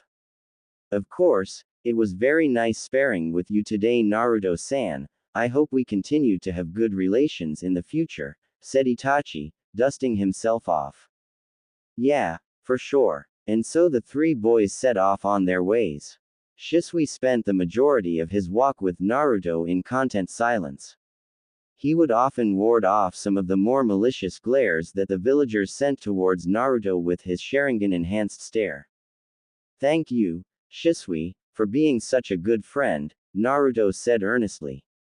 He was honestly thankful that Shisui had taken the time out of his day to search for him and effectively pull him out of his depression, and now he was worried for Naruto's well-being in the village. Ah, sunlight doesn't say that I'll get embarrassed, said Shisui, rubbing the back of his head awkwardly. I really mean it, you know. I'm really grateful to have met you. I just want you to know that. Naruto smiled sunnily at Shisui, who squinted his eyes at the brightness radiating off of Naruto. Shisui pulled Naruto into a gentle hug. Thanks, I guess. I'm glad that I know you as well, Sunlight. Naruto simply hugged Shisui back and nodded into his chest. Good night, Shisui. See you tomorrow. Yeah, night, Sunlight. Naruto just palmed his face at the name and sighed as Shisui gave a cheeky smile and wave and then disappeared in his signature shunshin. After 4 months, Naruto had decided to spend his day in the apartment today, and it had been 6 years since Kyuubi was defeated, therefore, the whole village was celebrating. Naruto knew today was his birthday, but he didn't really expect gifts from anyone. He had decided to stay home because of the festival. People weren't really violent to him, but Naruto could tell their hatred towards him would double on his birthday, therefore, he always stayed inside to avoid any problems. As he was preparing to sleep again to pass the time, the door ringed. He felt no malice but wondered who could be there. Getting up, he walked over to the door, opening it. His eyes widened to see the mother of Itachi in the front door. Makoto-sama, what are you doing here? Naruto asked, just now noticing the bag she was holding. A frown showed on her face because of how he called her. Can I come inside? She asked warmly and smiled at the young blonde. Naruto smiled back and left her to walk inside. He thanked the gods that he wasn't the kind to have a messed up house. Everything was clean, and nothing was in the middle of the carpet. His bed was clean, and sheets were in place instead of being everywhere. Makoto saw the state of the apartment. At least his house was decent. Turning around, he saw Naruto still standing as if waiting for her to sit. Sitting down, she patted the place near her for Naruto to sit. The young blonde couldn't help but wonder why she wanted the likes of him to sit anywhere near her. Deciding not to object, he sat near, and the lady Makoto opened the bag and pulled out a small box decorated with sprinkles and other beautiful things. Open it, Naruto-kun, she said softly. Naruto liked her tone and slowly opened the box to see a cake. On top of the cake were the words, Happy Birthday Naruto, with 6 candles near. The cake was made of chocolate and strawberries. Naruto felt tears in his eyes again, but this time there was no sadness. Do you like it? Makoto asked. Hoping he liked it, she saw his eyes filling with tears, and for a moment, she thought he didn't want her gift, but then he lunged at her, hugging her. Thank you, thank you, thank you. Naruto said over and over again and just couldn't stop. He felt her hands caressing his hair. She hugged him back and felt bad for him, and she still hated the old Hokage for not letting her adopt Naruto. He deserved a family like everyone else. After pulling away, Naruto with tears around his face. Thank you for the gift, Makoto-san, Naruto said, still smiling brightly. She giggled and whipped his tears with her hand. You can call me Makoto-chan whenever you want, she said, smiling warmly at him. Naruto happily nodded his head. Makoto then pulled out a few shirts and a jacket from her bag, and Naruto noticed that each one of them looked his size. I hope you like them. I didn't know your favorite color, so I chose many, she said. Naruto smiled again, and he wondered if this is what it's like to have a mother. Did they give you gifts like this for your birthday? Thank you. They're very beautiful, Makoto-chan, Naruto replied immediately. Makoto smiled, happy that Naruto liked them. Makoto stayed with Naruto for an hour. Naruto learned that Itachi and Shisui were away on a mission, much to Naruto's surprise since this day was usually free and not a day for missions, decided to not think much about it. Naruto-kun, I know we didn't start the best way, but if you ever want, you can come and spend the night with my family, Makoto suggested, hoping that could work, and he wouldn't need to sleep alone in an empty apartment. Naruto swallowed his tears and nodded his head, his face shining like a star from happiness. See you later, Naruto-kun, Makoto said, giving a kiss to his forehead. Naruto touched the place on his forehead and followed her outside. Makoto walked away, giving him another hug. Naruto kept waving at her until she was out of his sight. Night. Naruto had just finished cooking when he felt people gathering in large numbers around his home. Dismissing it as part of the new Kyuubi festival, he started to eat. Until someone started to bang violently on his door. Naruto jumped to his feet and ran to his window. His senses were going haywire, detecting a large group of people standing in front of his door. Whoever was pounding so hard on his door had absolutely no positive intent towards Naruto at all. In fact, it was all negative, so negative that Naruto was reminded of a stormy night with a young crying girl and a pillow. He ran to the window and looked out, and then he quickly hopped out and ran off, shouts following him as he went. There he is. He went out the window. Catch him. Make him pay. Demon brat, get back here. Naruto shot a quick glance behind him. What he saw made him pick up the pace and run faster. A mob. A mob had shown up at his apartment to hunt the fox brat. Naruto was honestly shocked at the amount of hate and people that had gathered. He had done his best to live unobtrusively in the village of Konoha, and people rarely saw him on the streets since he shopped under a henge. He never played with children as he was too busy training, and he never wandered the streets looking for food since he kept himself in good condition by budgeting. He didn't understand the sheer amount of hate that was pouring off of the mob pursuing him. Naruto ducked and weaved around various stalls, barely taking in his surroundings' bright colors and cheer as he ran for his life. He ran towards an alleyway hoping to throw the pursuers off his trail. It was not to be, unfortunately. There appeared to be some chunin in the drunken crowd who could accurately track him through the throngs of people that Naruto had run through. Naruto giggled hysterically under his breath as he ran, tears building at the corners of his eyes. He thought of all the ways this encounter could possibly end. None of the endings were particularly good. He hoped to lose the crowd, but it was difficult when bystanders would point in his direction as he lost the mob. Naruto turned his head towards the mob who were closing on him. His eyes turned to Sharingan, the symbols on his palms started shining. You're done. We will kill you. We didn't even need to get paid. We should have done this before. Naruto's face around his eyes turned dark as he did hand signs that he himself didn't recognize.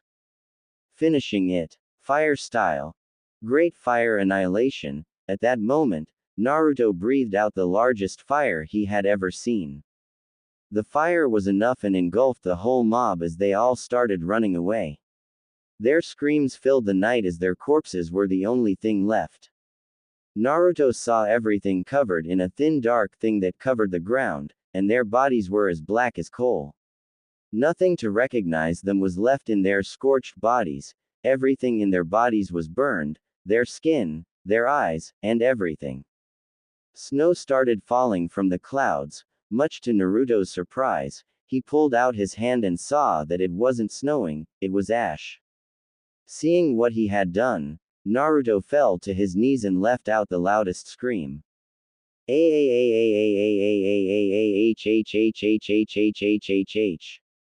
Later, Naruto popped up in front of the secretary, handling the desk in front of the cage office. She started and gave him a nasty look.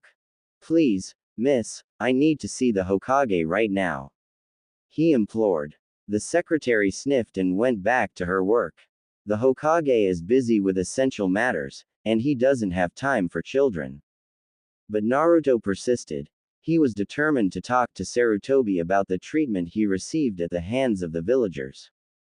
Please miss, it important, and he needs to know.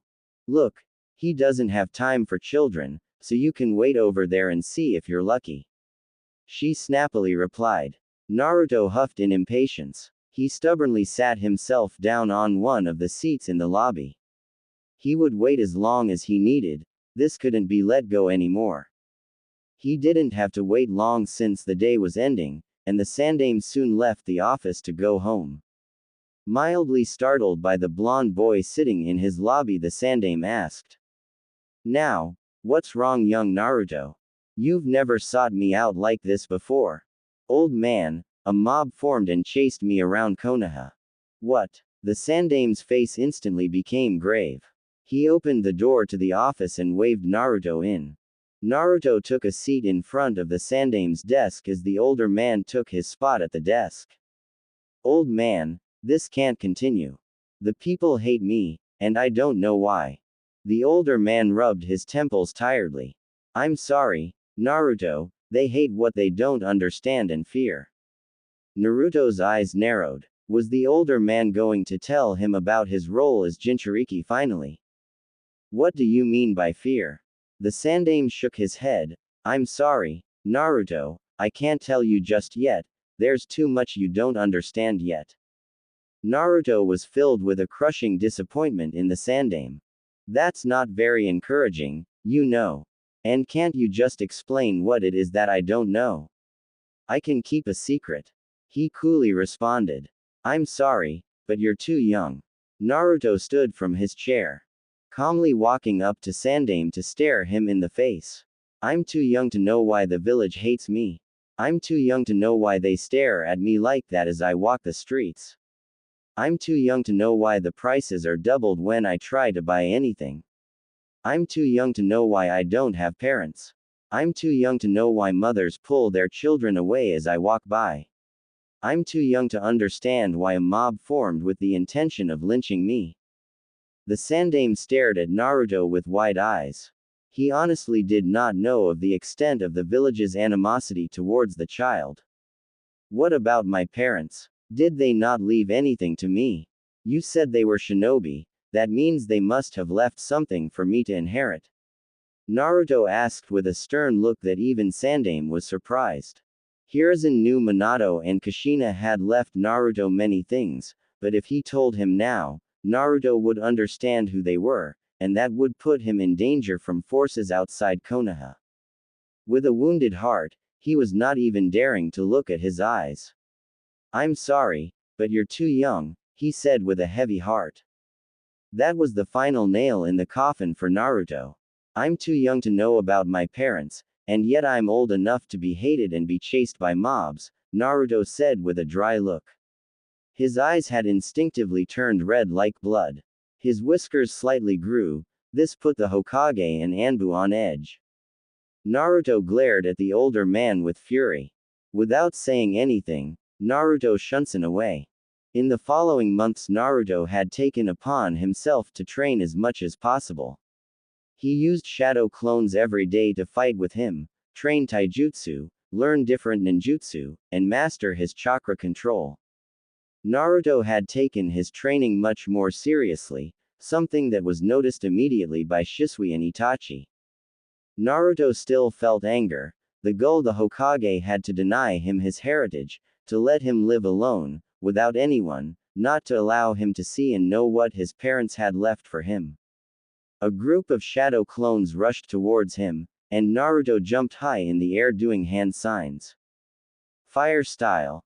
Fireball jutsu, a massive ball of fire evaporated every clone in the ground, and the fire kept burning for a few more minutes.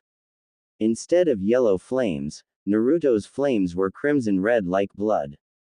He didn't know why, not even Kurama knew why. Itachi had shown him how to do shadow clones since it was hard for Naruto to do the other versions. And not to mention that Itachi stated that being a Jinchuriki could be beneficial to use the secret of shadow clones to its fullest. Naruto leapt away from a thrown kunai. Jumping from tree to tree as he dodged various projectiles sent his direction by an incensed Itachi. Naruto had finally paid Itachi back for his cheeky kawarimi during their first free-for-all battle by dyeing Itachi's bright pink hair with a cleverly thrown water balloon. Come on, Itachi, calm down. It's not waterproof. Naruto cackled as he leapt from branch to branch. Just dunk your head in the creek and cool off. Ahaha. It had been nearly 1 year since the three boys had met each other, and they were as thick as thieves. They had agreed to form a partnership in the near future so that they could take the same missions together. During the 1 year that had passed, Shisui and Itachi joined the Anbu to further support their clan's standing. Though this meant less time for Naruto with the duo, they still made an effort to train regularly with the whiskered blonde.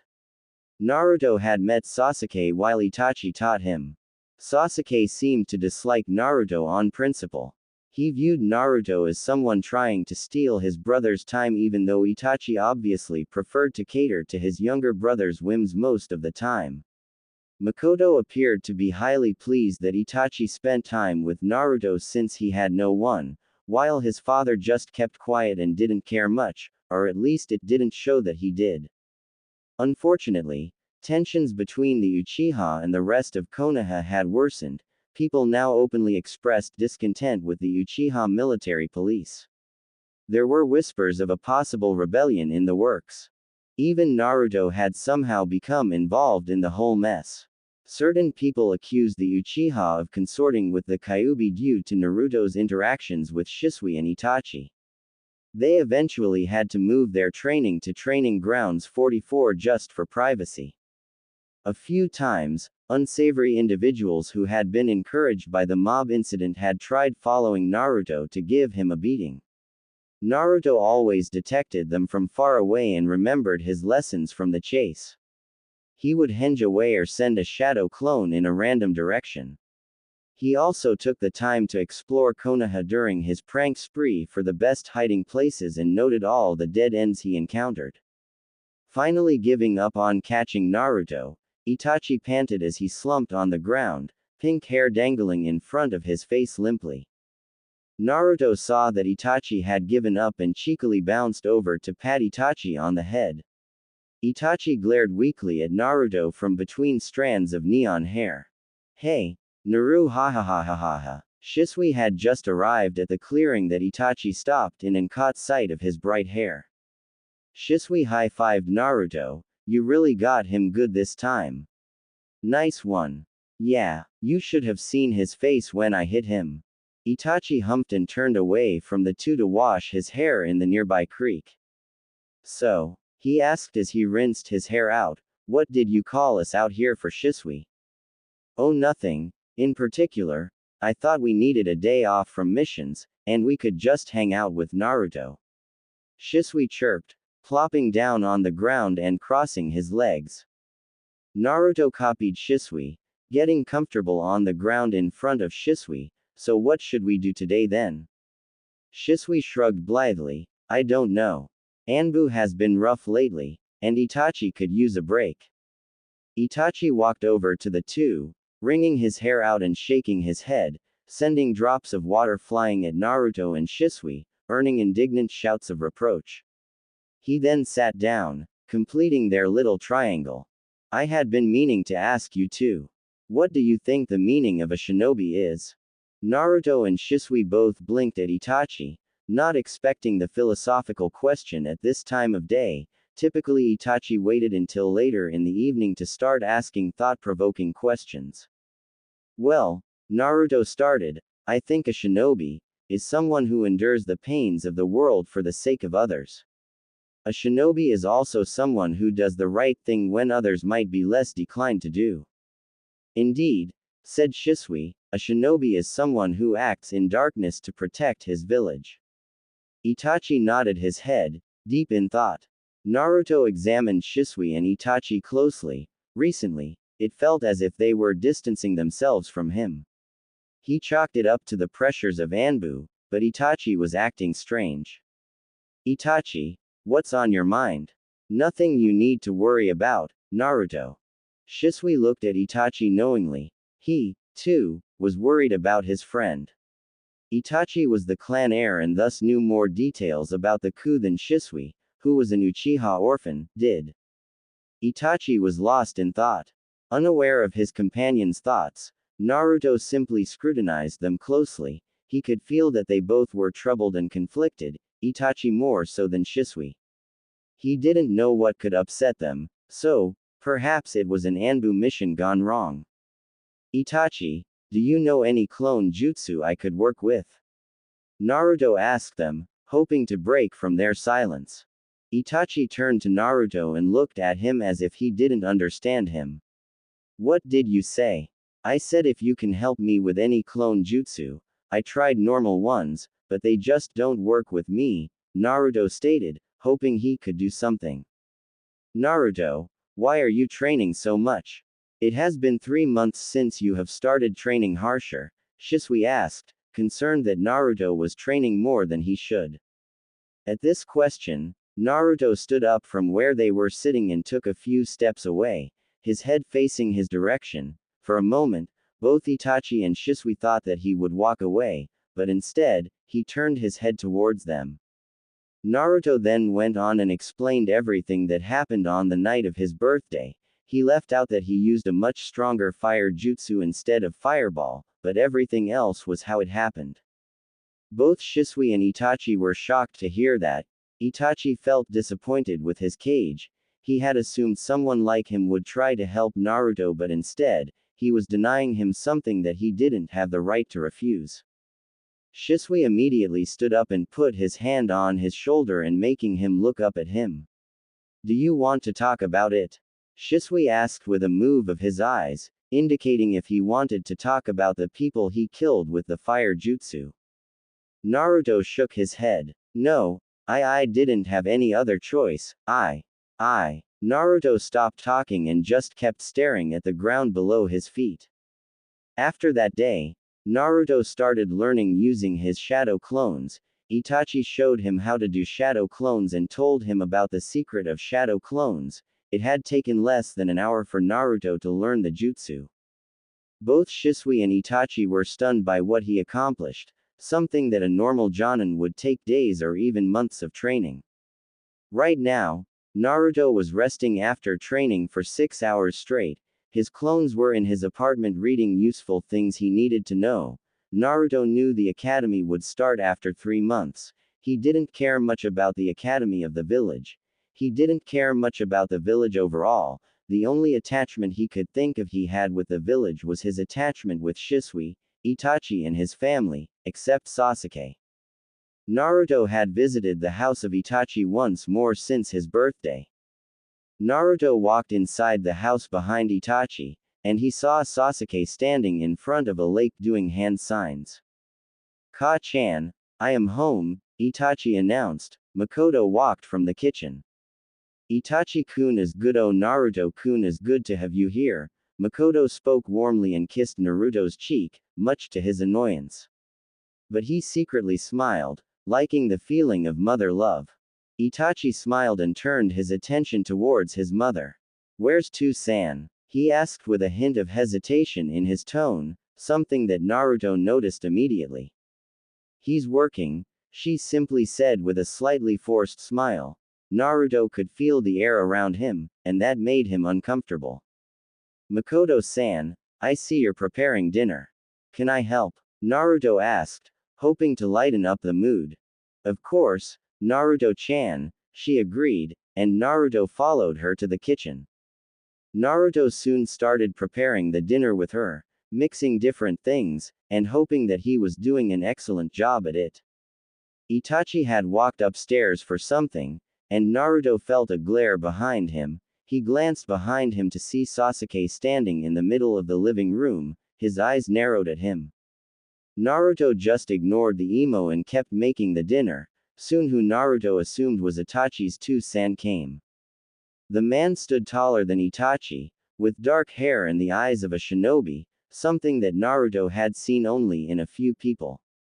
I am home, his voice echoed throughout the house. Makoto stopped whatever she was doing and went to him in the living room. Naruto didn't hear what they said since she had closed the kitchen door but didn't feel any malice, so that was a good sign. Soon the dinner was prepared, and Naruto walked inside the living room to see a low-level table in the middle of the room. Makoto was bringing plates to the table, helped by Itachi while they told Naruto to relax since he had already done enough. The young blonde saw Sasuke whispering something to his father, but Naruto didn't try to lean closer and hear whatever they were talking about. Sitting at the table caused Sasuke to glare at him, while the man looked surprised to see Naruto.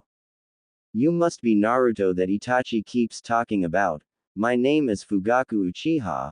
Fugaku introduced himself and pulled out his hand towards Naruto. The young blonde smiled and shook his hand. My name is Naruto Uzumaki. Soon Itachi and Makoto sat at the table. Not much was talked about.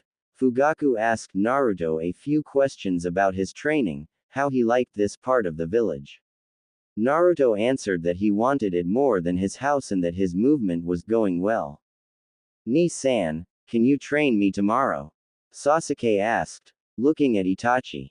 Of course, tomorrow is free, and Naruto can come as well, Itachi replied. The mention of the blonde caused Sasuke to pout, but he decided not to say anything. This dinner is very delicious, Makoto-chan, Fugaku praised his wife, smiling. This caused Makoto to giggle and point the finger at Naruto, making him blush. Naruto prepared it, she replied, much to Fugaku's shock. Well, Naruto, it seems you have a knack for preparing food, he said with a kind tone. After dinner, Sasuke had walked to the lake again. After helping Makoto-san with the plates, Naruto walked up to Sasuke, hoping they could be friends perhaps. He saw him making hand signs and recognized them as hand signs for fireball jutsu. The blonde walked close to him and stood just 3 feet away. After another failed attempt to do the fireball jutsu, Sasuke started getting irritated. You're not focusing enough on your breath, he heard behind him and turned to see the blonde. This caused him to clench his teeth in anger.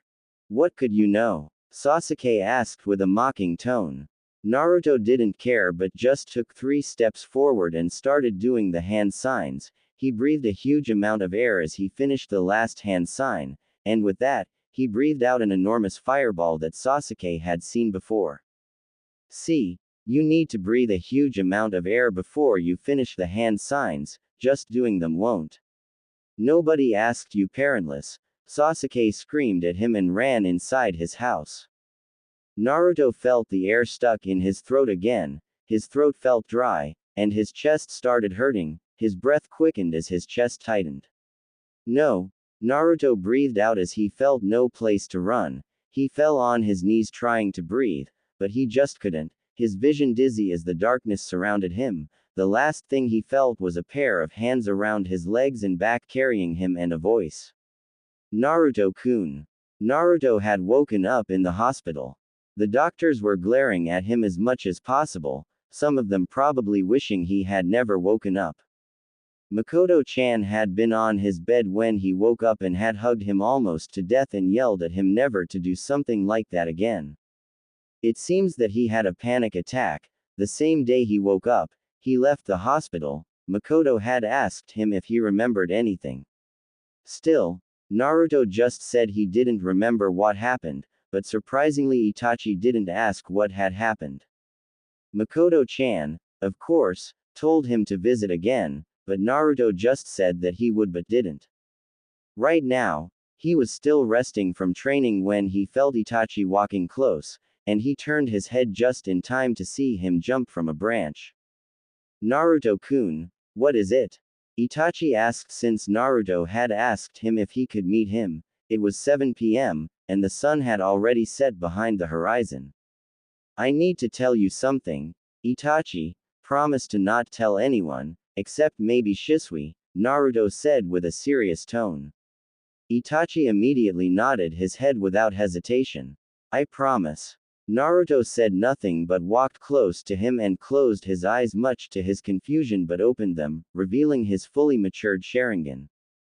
This caused Itachi to stiffen, and his eyes widened, but his eyes immediately turned to Sharingan. How do you have the Sharingan? Itachi asked with a much more serious tone, and he hoped this wasn't someone acting like Naruto despite him not detecting anything amiss. Naruto went on and told him about his Sharingan, how his father was Minato Namikaze and that he had been half Uchiha. Naruto, of course, left out the part that he was the reincarnation of Ashura and Indra, but just told him that he had met his father in his mindscape thanks to the seal. He also told him that he and Kyuubi were friends and that his real name was Kurama.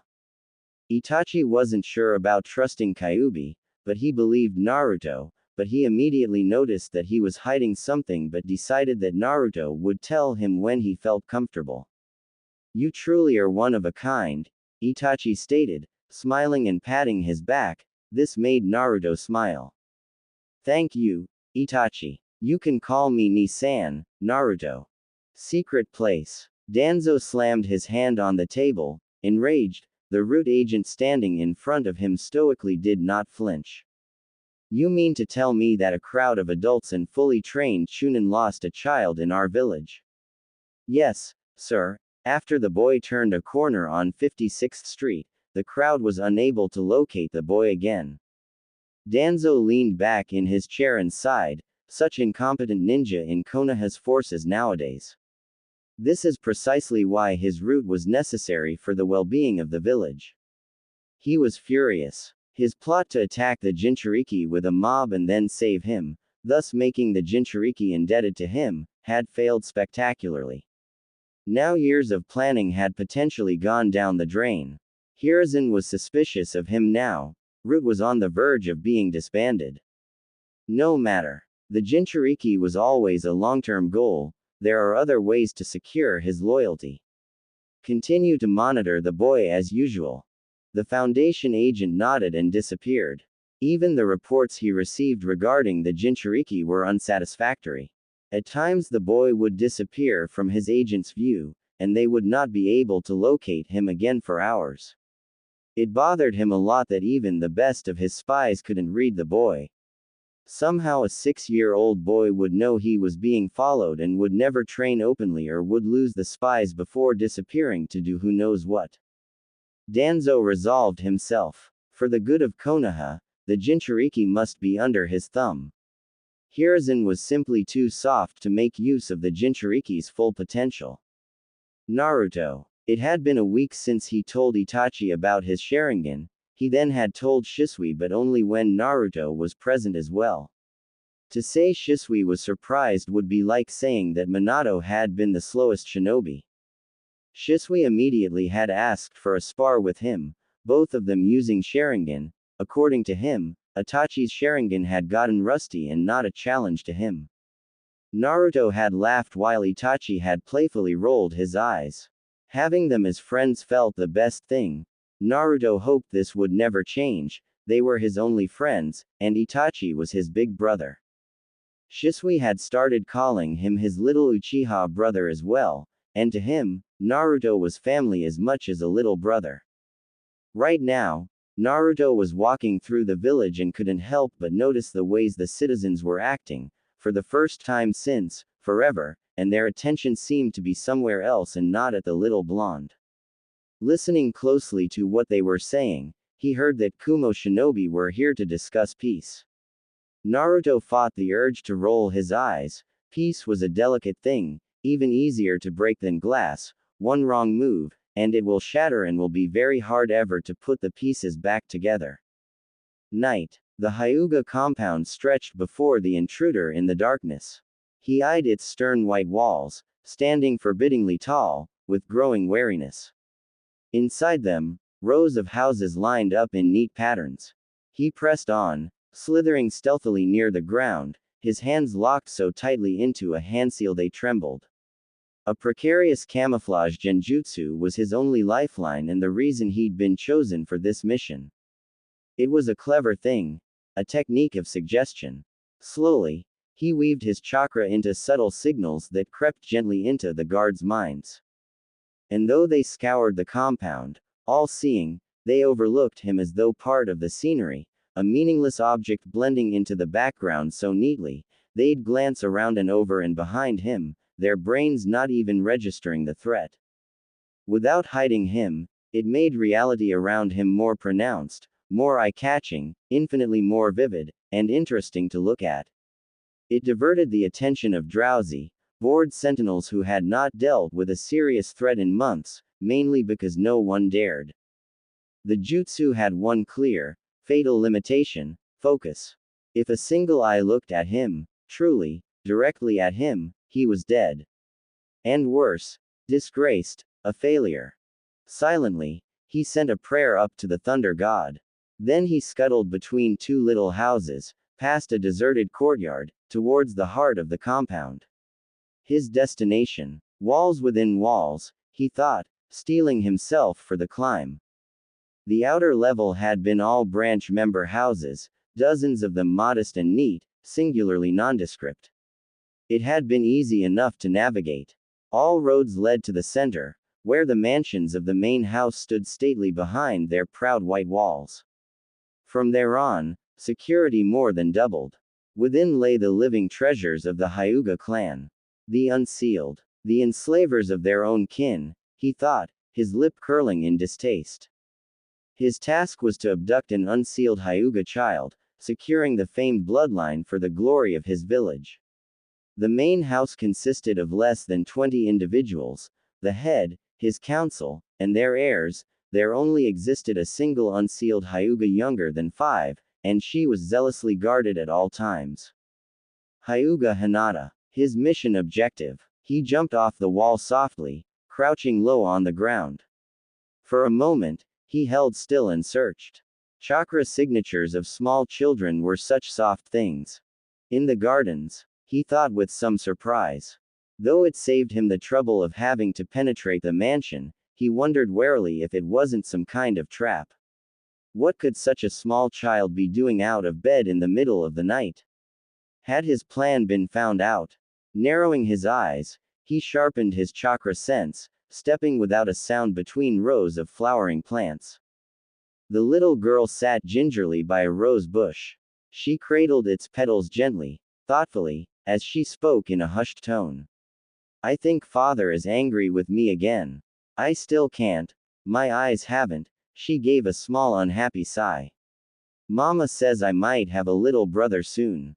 Or a little sister. His hand closed around her mouth, smothering a scream. Slowly, carefully, he spun an illusion that fell over her mind like a blanket. The child swayed, sagging limply into his arms. Heaving her small weight over his shoulder, the shinobi fled into the night. As he passed a door, he now stood outside of Hyuga compound, but a child with cold purple eyes stood in front of him. He felt his whole body freeze, and he couldn't move as his body started shaking like a leaf. He saw the child who had blonde hair raise his right hand. Bansho Tenon. The last thing he felt was his body being pulled.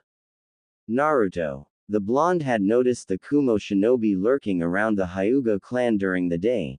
Naruto kept his eyes on the Kumo shinobi. He was only a kid, but even he knew Konoha and Kuno didn't have the best of friendships. The night came, and Naruto felt the shinobi within the Hyuga clan. Unknown to Naruto, the symbol of the moon on his left palm started shining in a dark color. Naruto followed behind and stood just outside the clan compound, his face shadowed by the shadow of the houses, but his purple eyes shined through the darkness. Naruto saw the kidnapper carrying a bag over his shoulder, and the Uchiha could feel the small child in the bag. His blood boiled at the man daring to kidnap a little girl and use her for their own needs and use her like a cow. Naruto released his ki, and his left hand raised slowly at the ninja who had frozen in place from his superior ki. Bansho Tenon. Naruto spoke with a dark tone. The shinobi suddenly started getting pushed towards him. As he got closer, Naruto raised his right hand. A dark rod came out of his palm, but no blood, and Naruto pierced his stomach, causing the shinobi to feel the full chakra of the kid.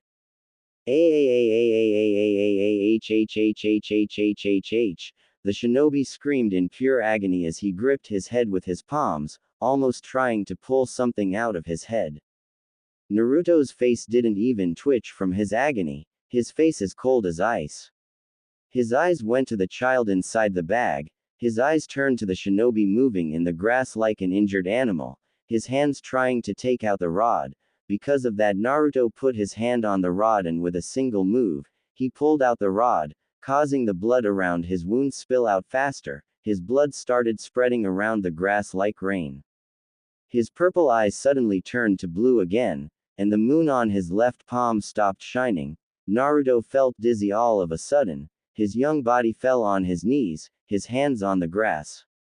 Naruto tried to catch his breath. he wasn't sure what exactly happened when his senses felt the chakra coming closer. His eyes glanced at the bag moving, and he slowly stood up, his chest rising up and down repeatedly. He still tried to catch his breath. He walked over to the bag and opened it, seeing hair sticking out, her white eyes looking up at Naruto. The blonde was about to ask if she was okay when his senses went wild. He jumped high in the air, barely dodging a dangerous strike from a man. Landing on the ground, his eyes found the man who attacked. His Byakugan activated, his palms up and ready to strike again. "Stay away from my daughter, demon," the man screamed with anger through his clenched teeth. Before Naruto could say anything, "Brother, stop, look in the ground." Naruto turned his head to see another person walking over to them, followed by several guards who glared at Naruto at the moment notice. The blonde saw the new guy was very similar to the one who attacked him. Hiyashi looked down to see the man lying on the ground motionless. His eyes widened that someone tried to kidnap his daughter, and he perhaps almost killed her savior. "To-san, he saved me," the voice of Hinata was heard like a whimper, her eyes looking up at her father. Naruto decided to leave and let them deal with their situation when at that moment, the glorious Hokage showed up at the compound. "Son of a bitch," Naruto cursed his luck, the Hokage couldn't choose any other time to show up but now. Hiruzen saw Naruto standing there, avoiding his direction, but the Hokage's eyes found Hiyashi Hyuga, who kneeled and slowly pulled away the mask covering the man lying on the grass. Almost everyone gasped to see it was the Kumo ambassador. "Hiyashi, how did this happen?" Hiruzen demanded an explanation.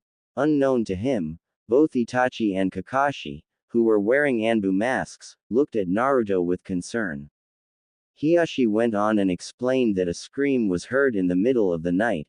He first checked Hinata's room to see her missing. He then told them that he found the blonde opening the bag and that the shinobi was dead in the ground. Hiruzen exhaled at the thought that Kumo had betrayed them and had tried to kidnap a child of Konoha, but what stuck to him even more was Naruto's involvement in all of this. He knew Itachi trained Naruto, but he shouldn't be able to kill a Jonin. Itachi paid close attention to the Hokage's reaction towards Naruto. While Kakashi was surprised and saddened that Naruto was forced to kill someone at such a young age, but otherwise happy that Naruto could protect himself and a member of Konoha. Everyone's eyes turned to Naruto when Hiyashi explained what had happened. "Naruto, I would like you to come with me," Hokage stated with no place to decline. The blonde just followed behind. "Hiyashi, you as well," Sarutobi ordered. The Hyuga nodded his head. Hinata was escorted inside, soon rejoined with her mother. Hokage Tower. The Hokage sat at his seat as every clan head was here. In this meeting, he didn't invite the civil council since they weren't necessary. Almost every head clan was surprised by the sudden meeting of the council in the middle of the night. It was 3 a.m. But all of them were double surprised to see Naruto standing in the room, his hands behind his neck, not caring much. Itachi, Kakashi, Yamato and Yugao stood hidden in the shadow, their eyes looking at the blonde, three of them surprised to see a lack of reaction from Naruto after killing someone. Kakashi made a mental note to ask later Naruto about it. Maybe the blonde was even more shocked than they thought, and he was hiding it behind an emotionless mask. On the other hand, Itachi looked weary of the whole situation. He hoped they wouldn't try to punish Naruto. He was his little brother, and he would protect him. Danzo looked at the demon weapon with a suspicious eye. He wondered what was happening. He hated that right now he had no information on the situation. Perhaps Sarutobi had finally decided to hand him the weapon. Fukagu looked surprised to see the little blonde here, and he could say that they were lucky that Makoto didn't know about this yet. Sarutobi cleared his throat. "I know it is very late, but a betrayal has happened, causing everyone to hold breath. The ambassador of Kumo this night went inside and tried to kidnap Hinata Hyuga. Luckily Naruto was able to stop him and save the Hyuga heiress. This caused anger to fill everyone except Danzo, who looked interested to know how could a 6-year-old child stop a Jonin. Everyone had different thoughts on this. Shikaku felt a headache slowly driving him mad.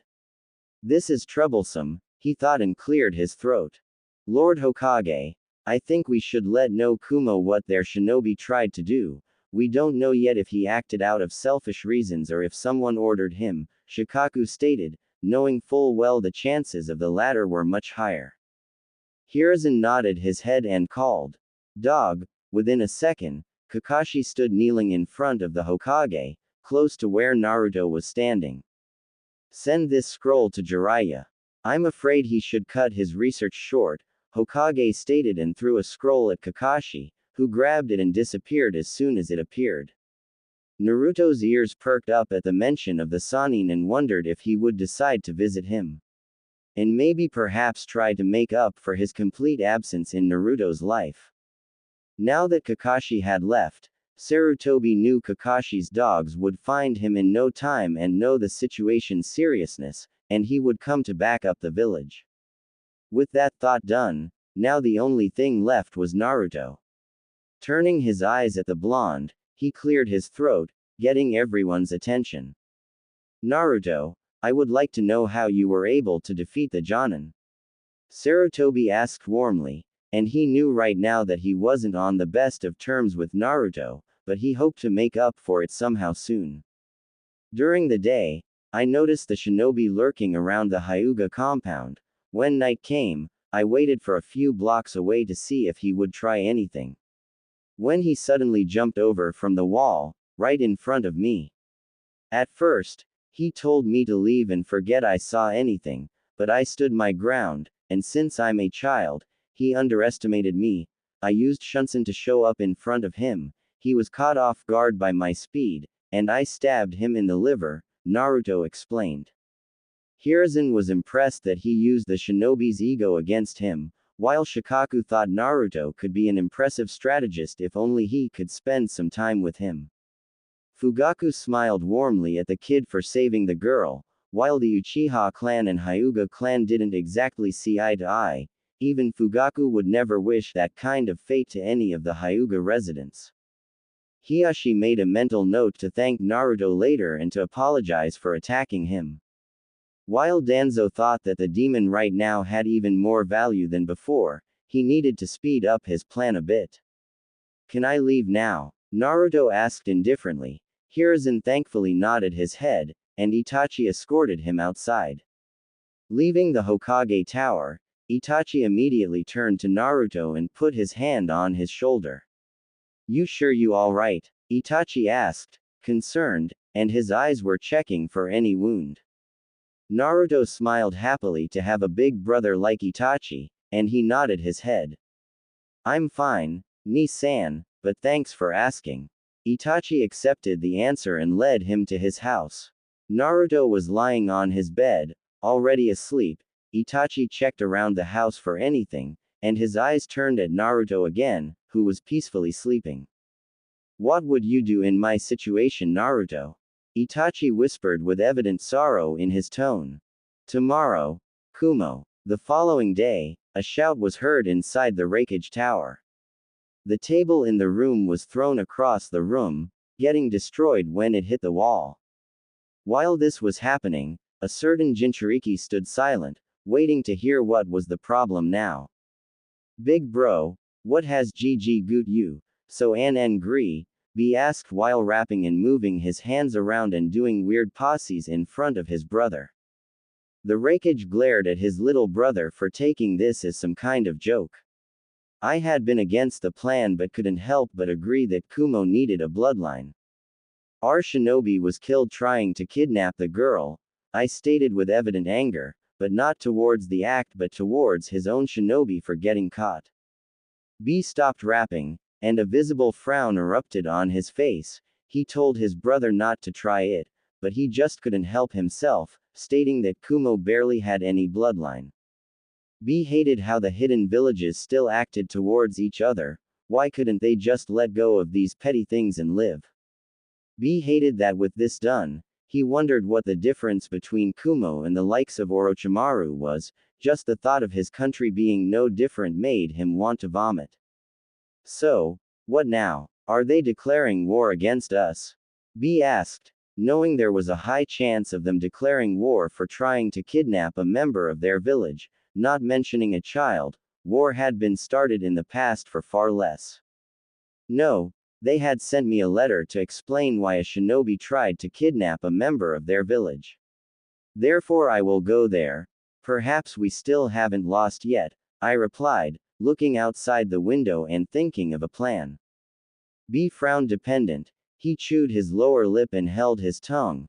He wanted to remind his brother not to poke a sleeping tiger. He thought perhaps reminding him that they had Kyubi might work. Still, they knew Kyubi was sealed in a child, and therefore the chances of him being able to use Kyubi were slim. Should I tag along? B asked, knowing his brother would like to bring his strongest shinobi to show strength. I nodded his head immediately, still looking through the window.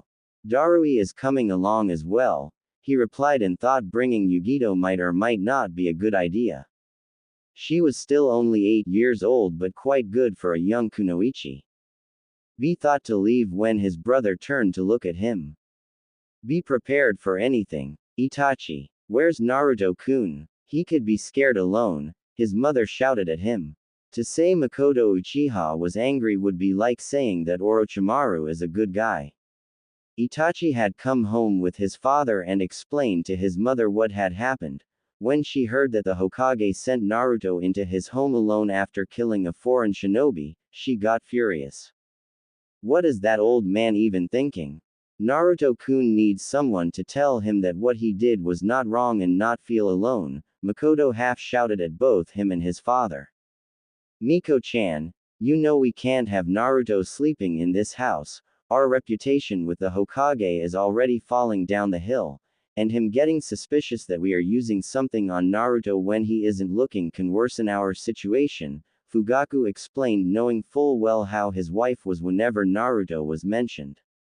Makoto bit her lower lip, tears developing in her eyes. She could feel the disappointing look of Kushina-chan. She should have raised her son. Screw the Hokage. Naruto needed someone not to be alone. Did the Hokage not understand how much trauma that could bring, or he simply didn't care? Ka-chan, tomorrow after my workday is over, I will bring Naruto here again if he wishes, Itachi suggested. Makoto looked at Itachi and nodded in agreement. Konoha. Naruto. He stood motionless, just staring at the ceiling. As he stood on his bed, he thought of the Anbu that visited him this morning. Naruto recognized his chakra. He knew that Anbu had watched over him many times. Naruto opened his eyes at the sound of the birds singing near his window. His head slowly raised and sat on a sitting position in the middle of the bed. His blue eyes watched the birds playing around with each other. He saw another flying to a branch in a tree. There was a small hole in the tree, and 3 tiny beaks coming out and demanding food. Naruto smiled at the mother giving her children food through the peak. His eyes then turned to his empty apartment, and his heart fell into the darkest abyss. Good morning, Naruto, Kurama suddenly said, smiling at the little blonde. Naruto's face brightened up like the sun, his smile from ear to ear. Good morning, Kurama, he said and jumped from the bed to the wooden floor. Naruto's eyes went to the moon symbol on his palm, and he couldn't help but think of last night. Kurama, did you feel anything different last night? Naruto asked, thinking that his friend might know anything. Feel what? I didn't feel anything unusual, not knowing where the blonde was going with this. Last night I saved the girl, but I don't remember much. It almost feels like a clouded memory. It feels almost like I wasn't the one who did that, Naruto replied, still looking at the moon symbol on his palm. Now that Naruto mentioned, Kurama did find it odd the lack of reaction from Naruto. At the same time, he knew his little friend had killed people before intentionally and unintentionally. Still, his complete lack of response, almost as killing people, had been something he had done for years now and didn't scare him anymore. I don't know Naruto, but perhaps you should ask Indra. After all, the Uchiha did say you can have his advice whenever you want, Kurama advised and hated that he couldn't help him in this situation. Naruto mentally nodded and started preparing breakfast, boiled eggs with bread and onions. Both Itachi Ni-san and Makoto-chan told him to eat vegetables and fruits. After preparing it, he started eating the boiled egg with bread. After he was done, he took a bite from onion and had to admit it wasn't as bad as he thought. Knock knock. Naruto stopped eating and walked over to the door. Opening it, he saw the Anbu with dog mask that he saw last night. The blonde wondered what he wanted so early, or maybe the Hokage had requested his presence. Can I come in? The Anbu asked respectfully. Naruto opened the door wider and stepped aside as the Anbu walked inside. Closing the door, he turned to the Anbu. What can I do for you, Anbu-san? Naruto asked, still thinking he was here because the Hokage sent him. I wanted to check if you were okay. You killed someone last night. Many people find it hard to deal with the first time, Kakashi replied, knowing his first time was when he was only 5 years old. Naruto was only 6. Not that age made that much of a difference. No matter how old you are, the first time killing someone will always be hard.